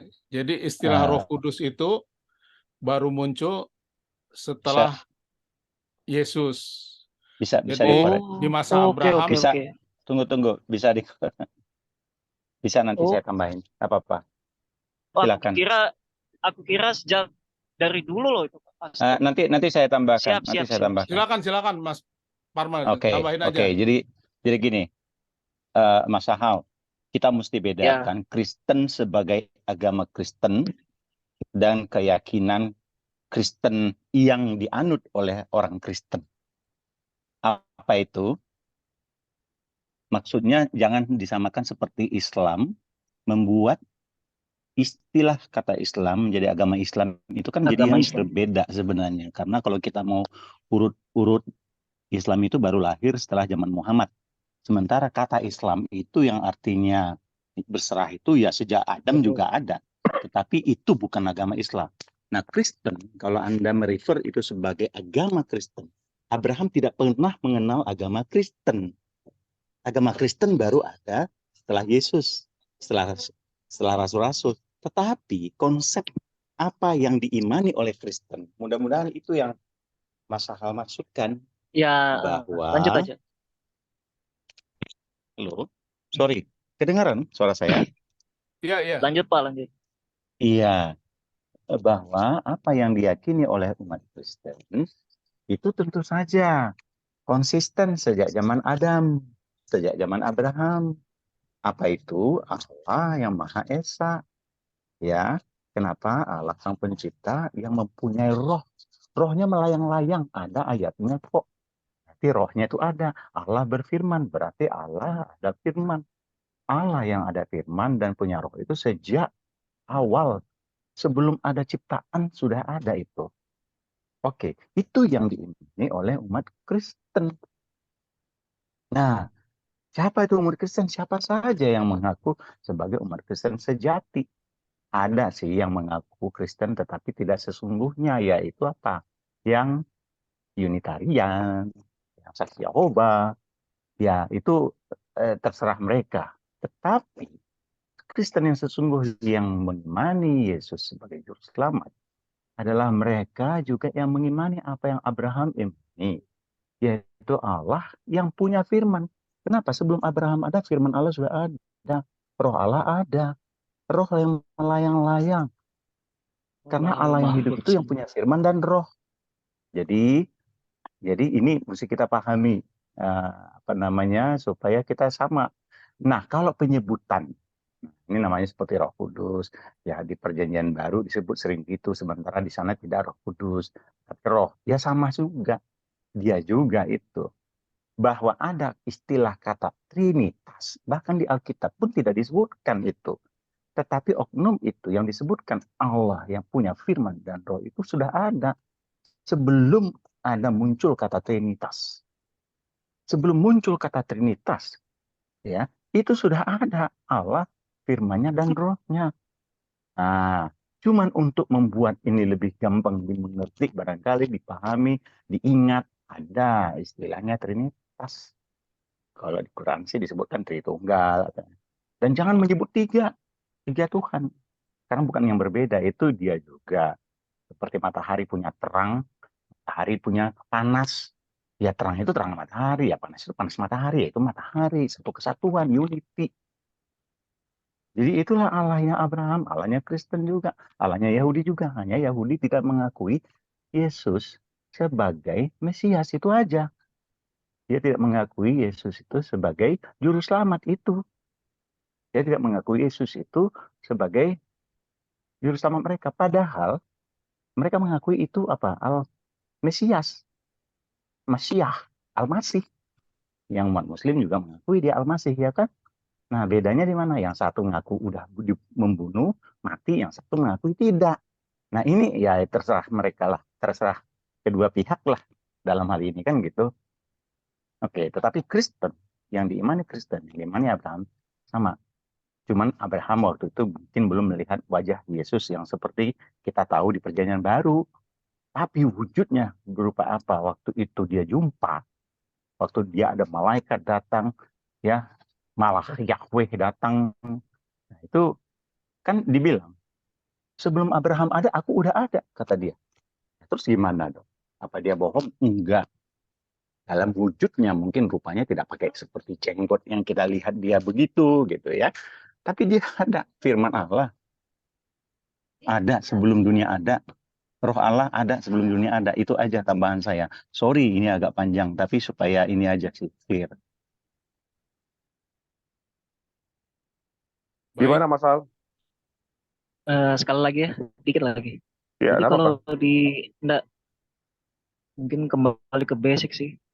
Jadi kalau Kristen ini mengimanin Tuhan tuh ada rohnya. Iya, Iya, Mas. Tuhan itu Iya. roh. Ya Tuhan ya ada roh lah. Orang Jadi udah jelas-jelas itu. Aku roh Tuhan, Pak. roh Maksudnya, Allah. iya Pak. Iya Pak, Mm-mm. siap. Maksudku punya roh seperti kita kayak manusia ini kah? Beda dong, roh manusia, roh bisa juga roh Enggak, apa Pak. gitu. Maksudnya gini loh. Kita kan bisa seperti sekarang kan karena roh. Begitu juga dengan Tuhan. Mm-mm. Iya. Tapi roh Tuhan Allah lain. beda dengan roh kita lah. Roh Allah itu roh yang Iya. maha pencipta. Kita kan tidak maha Iya, iya. pencipta. Mesti tetap Tapi dibedakan. sama-sama roh, Pak ya. Ya, Iya. sebutannya roh lah. Roh itu kan nggak kelihatan. Tuhan Tapi nggak kelihatan. level rohnya Roh nggak beda. kelihatan. Iya. Roh Power ilahi Anu kah? sama roh Ya. manusia. beda lah. Kalau roh ilahi kekal. Kalau roh manusia sementara aja. Tapi sama-sama roh ya, Pak ya. Jadi Sebutannya. beda. Jadi Malaikat kalau aja sama-sama malaikat tapi beda-beda kok. Ininya ada malaikat ini ada malaikat ini kan? mungkin Mas Sal harus melihat dari bahasa aslinya tentunya. Ada dua kata Ya untuk bahasa Tuhan itu Ibrani dan apa, juga. untuk Jadi manusia itu apa gitu. Jadi di bahasa Ibrani itu mengatakan tentang roh itu apa sebenarnya? Ruach gitu kan. Ruach itu artinya roh gitu kan, atau nafas katanya itu dalam bahasa Ibrani. Tapi kalau untuk bahasa Yunaninya di Perjanjian Lama dikatakan itu pneuma. Pneuma itu artinya juga roh atau spirit atau apa namanya itu apa sih namanya? Ya nafas itu jadinya. Jadi manusia itu dapatnya yang itu. Nah, tapi roh yang disampaikan tadi rohnya Tuhan itu roh Tuhan itu beda. Itu sampaikan Pak Palmer tadi. Roh Tuhan itu adalah roh yang berbeda dengan roh yang kita miliki karena kita itu adalah apa? Penerima dari apa namanya itu kehidupan itu, sedangkan si roh Tuhan itu adalah pemberi kehidupan. Itu membedakan situ. Jadi kita harus melihat konteks Alkitab juga. Nggak cuma bisa lihat katanya roh sama nih, itu spirit of-nya ini enggak. Itu ada konteks. Jadi ada kata yang harus dijelaskan dengan konteks dan itu harus disampaikan dengan apa sih maksud dari ayat yang lain. Saya mau coba cari tadi dia punya materi itu, cuma saya mesti butuh waktu cari lagi lah untuk itu kata-katanya dia. Oke. Ya, makasih ya. Makasih ya, Om Palmer. Baik. Oke, Mas.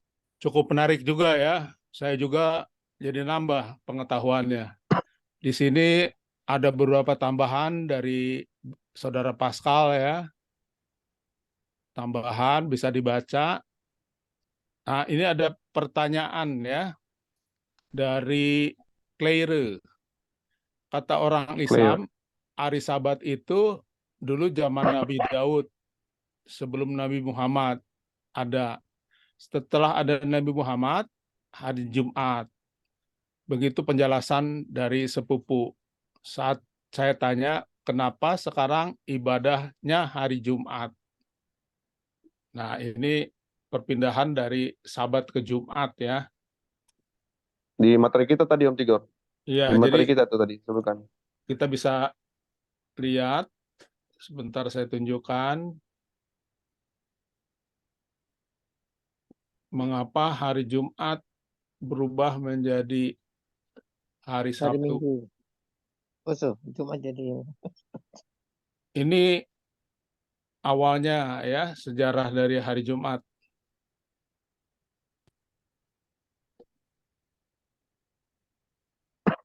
Ya. Mau tim yang jelaskan? Silakan ya. Boleh. Jadi di hari Jumat tuh katanya di sini ada hari apa namanya, ada seorang Arab yang keturunan Yahudi ya di sini. Di tahun 305 Masehi, jauh sebelum Islam hadir di tahun 620 ya. Jauh ini dari tahun 300 abad keempat ini. Nah, penamaan hari Jumat digunakan oleh Ka'ab. Saya agak susah mengucapkan ini, makanya saya nggak baca tadi Tigor karena agak susah mengucapkannya. Namanya dia Ka'ab ibnu Lu'ai untuk kegiatan di hari Aruba. Aruba itu kan hari, kalau bahasa Arab jahiliyah itu hari Jumat, gitu kan? Sorry, bahasa Islamnya, Arab Islam itu hari Jumat itu, tapi bahasa sebelumnya itu Aruba. Di mana pada hari itu Aruba itu merasakan sempat melakukan bermacam festival ketangkasan, ilmu sihir, puisi dan perdagangan.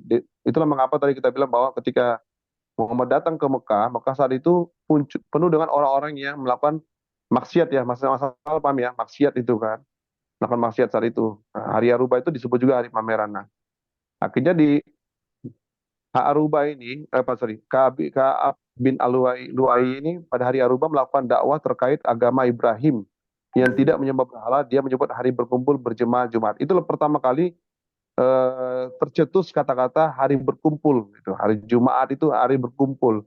Karena siapa? Si Ka'ab bin Lu'ai ini muncul datang ke situ untuk memberikan apa namanya? Memberikan pekabaran kepada mereka tentang agama Ibrahim. Karena ingat bahwa agama yang mereka ngerti adalah agama Ibrahim itu tadi kan. Nah, jarang mungkin masih mendengarkan kata-kata Kristen di sini. Mungkin di area yang berikutnya, Om Tigor, di ini masih sejarah penamaan. Perubahannya itu tadi yang sudah saya coba untuk apa namanya. Nah ini di sini memang dalam apa nama itu hadis ya. Karena memang di dalam Quran seingat saya itu tidak ada penunjukan tentang penetapan tentang hari ibadah yang dikhususkan bahwa hari Jumat itu adalah pengganti dari hari Sabat kepada hari Jumat untuk sebagai tempat hari ibadahnya orang Muslim. Makanya saya nggak mau baca dulu. Jadi Allah menyesalkan di dalam hadis Abu Hurairah dikatakan bahwa Allah menyesalkan orang-orang sebelum kita dari hari Jumat. Maka untuk orang Yahudi katanya hari Sabtu, dan untuk orang Nasrani hari Ahad atau hari Minggu. Ingat, ketika Islam muncul di tanah Arab itu, Kristen yang 321 Masehi yang sudah beribadah pada hari Minggu itu sudah beribadah selama kurang lebih 300-an tahun yang Tigor ya, udah cukup lama beribadah pada hari Minggu. Makanya orang-orang Muhammad dan juga pengikutnya tahu bahwa orang Islam Nasrani atau orang Kristen saat itu mereka beribadah pada hari Ahad. Sekedar intermezzo sedikit. Jadi kita harus paham ya bahwa Kristen itu bukan bukan suatu hal yang harus dibanggakan sebenarnya. Kristen itu adalah olok-olokannya orang-orang di Antioquia kepada pengikut Yesus. Itu olokan sebenarnya yang kita jadikan sebagai apa? Jati diri kita sebagai apa? Pengikut Yesus. Follower of Christ itu adalah Kristen itu kan. Itu olokan yang kita buat jadi satu simbol yang kita pakai sampai sekarang ini. Nah, disini bahwa maka datanglah Allah kepada kita yang diberinya kita petunjuk untuk hari Jumat. Lalu Allah menjadikan hari Jumat Sabtu dan Ahad. Dan demikianlah mereka menjadi pengikut kita pada hari kiamat. Kitalah orang yang terakhir dari penghuni dunia, tapi orang permulaan pada hari kiamat. Dan diadili di antara mereka sebelum makhluk-makhluk lain diadili. Hadis inilah yang membuat perbedaan. Gitu. Penetapan bahwa orang sebelah, orang Muslim itu beribadah pada hari Jumat, orang Yahudi tetap di hari Sabat, dan orang Kristen di hari Minggu. Tapi nggak selamanya juga gitu ya. Ini juga salah satunya hadis yang mengatakan kenapa dia itu karena ada penguatnya.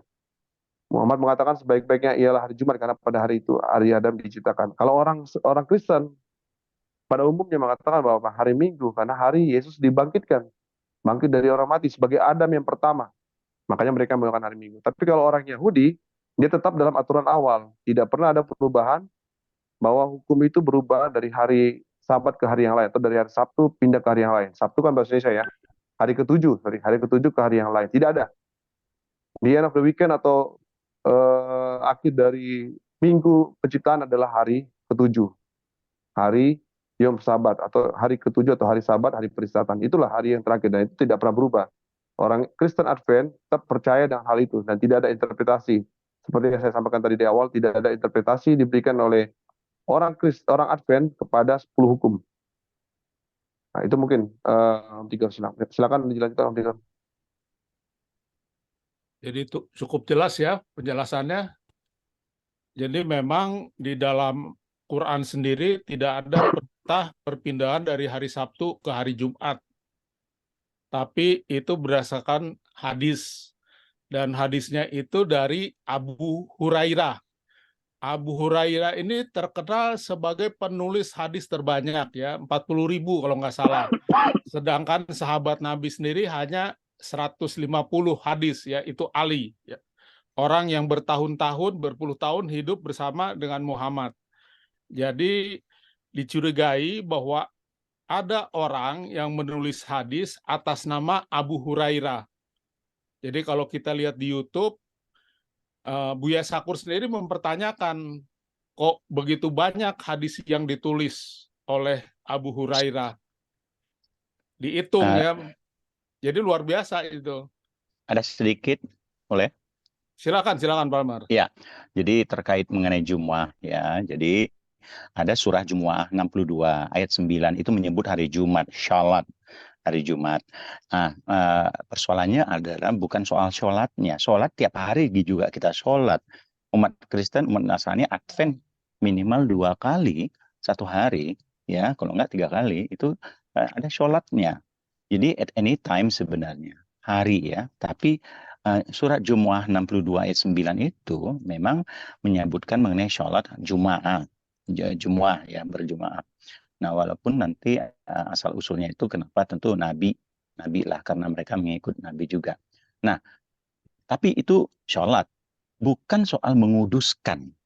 Perintah Allah di dalam hukum 10 adalah menguduskannya.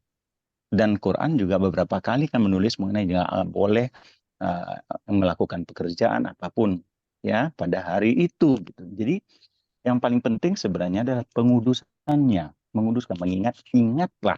Satu-satunya yang dibilang ingat itu hari Sabat, ingat dan kuduskan.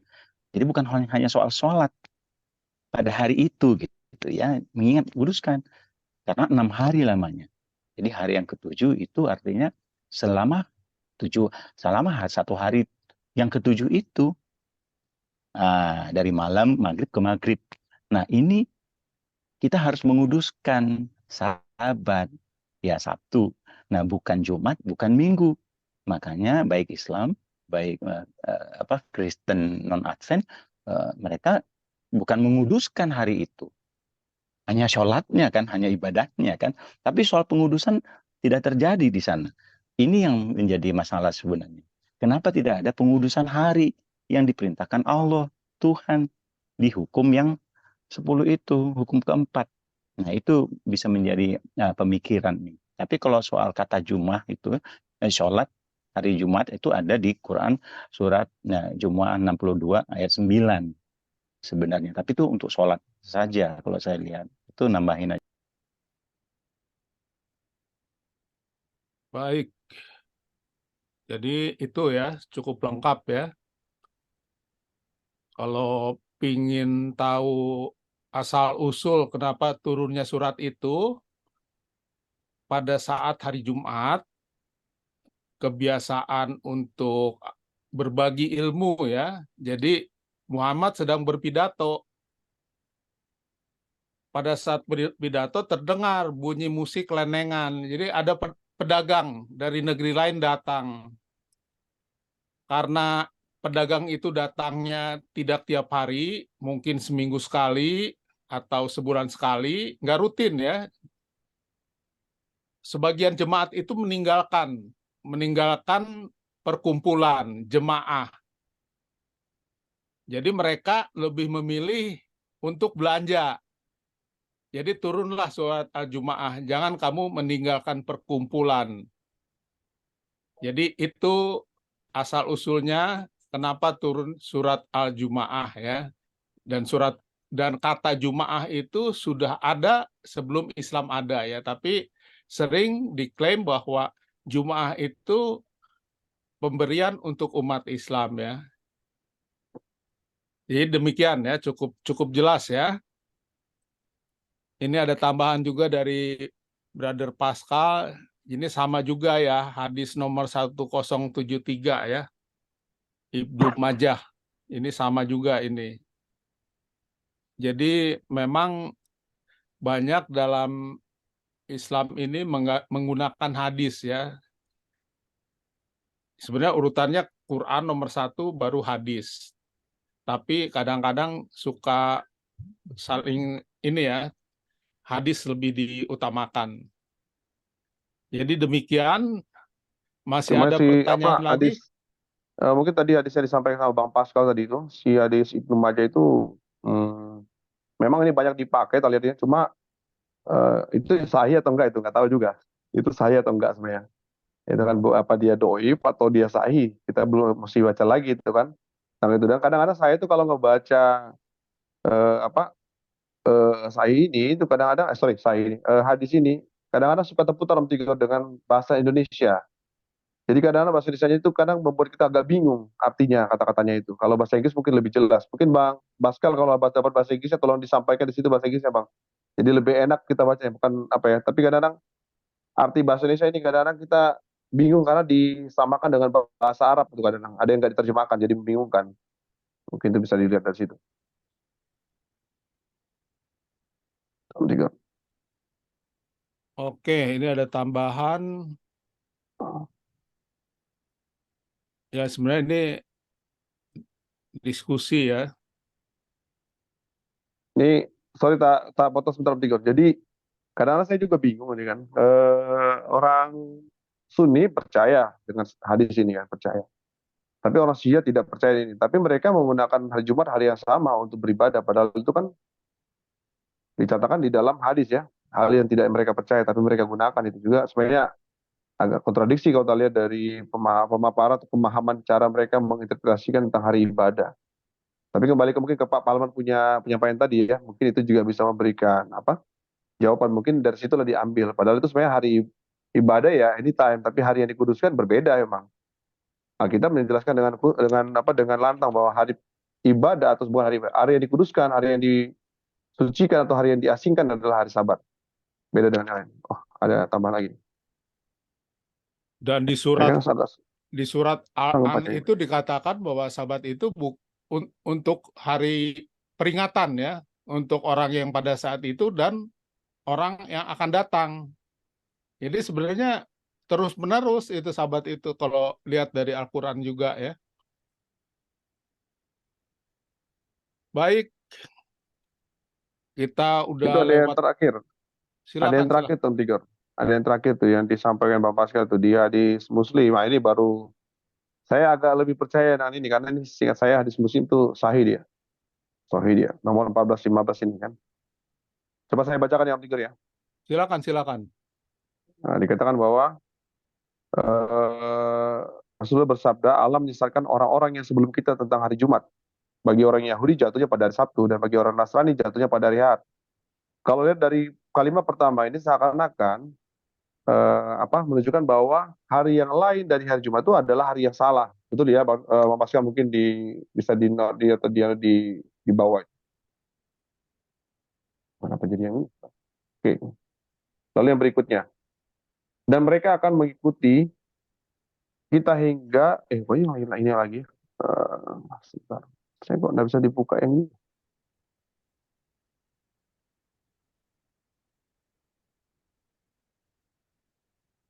Nah ini. Karena itu terjadilah, banyak sekali ya masuk jadi satu persatu keluarnya. Karena itu terjadilah berturut-turut 3 hari berkumpul hari besar yaitu Jumat, Sabtu dan Ahad. Hari kiamat kelak mereka pun mengikuti kita juga. Kita yang terakhir kemudian, tapi kita yang lebih dahulu diadili sebagai sebelum umat-umat yang lain. Seakan-akan jadi menunjukkan bahwa hari yang sebelum-sebelumnya itu salah dan akhirnya ini bertiga ini akan sampai kepada hari kiamat. Betul sih emang. Ini akan sampai kepada hari kiamat itu kan. Nah, makanya yang terakhir itu malah yang akan diadili. Ya, ini perkataan dari hadis dari saudara-saudara kita Muslim. Kita nggak bisa memberikan komentar juga untuk ini apa yang mereka percaya. untuk itu tentang penentuan Sabat. Baik, jadi memang cukup menarik ya. Jadi ada hadis, ada juga petunjuk dari Al-Quran ya. Jadi memang banyak umat Islam lebih memegang kepada hadis ya, karena di Al-Quran sendiri hanya beberapa ayat aja yang menyinggung hari Sabat. Jadi ini ada dikomentari oleh King Patir. Banyak orang Islam yang tidak tahu ayat yang harus menguduskan Sabat karena mereka hanya mendengar tapi tidak mencari tahu apa artinya. Yang tahu hanya pemuka agama saja. Dan pemuka agama ini tidak menjelaskan perihal hari Sabat. Jadi sebagian banyak sahabat kita Islam hanya membaca ayat dalam bahasa Arab saja. Jadi sama dengan makanan haram ya. Kalau kita lihat diskusi dengan orang Kristen lainnya, mereka berpatokan dengan mimpi Petrus ya. Padahal setelah dijelaskan mereka sendiri mengakui bahwa itu bukan mengenai makanan haram. Tapi walaupun mengakui, mereka tidak mau menjelaskan Tetap kepada teruskan. umat-umat lainnya ya. Udah kaduhung jadinya, udah Sudah kaduhung kadung. diyakini ya. Jadi udah biarkan saja ya. Padahal itu Sudah keenakan. kalau kita baca itu gelarnya doktor-doktor itu, dan mereka tetap berpatokan pada mimpi Petrus ya, atau wahyu yang diterima Petrus. Padahal jelas di situ asbabun nuzulnya itu terkait dengan penginjilan kepada Ya. orang non Ya. Israel ya, kepada orang Sebutannya itu Yunani. sebutannya itu Gentiles ya, Om Tigor. Gentiles namanya. Cuman Penggambaran cuman Tuhan ini itu. ada sedikit saya mendengar dari apologet Kristen tapi bukan Advent ya. Waktu dia baca mengenai Sabat di Quran, yang kera tadi itu kan ada ayatnya saudara Timi tadi kan mengenai kera. Terus apologet itu bilang, tuh lihat Quran bilang jadi kera.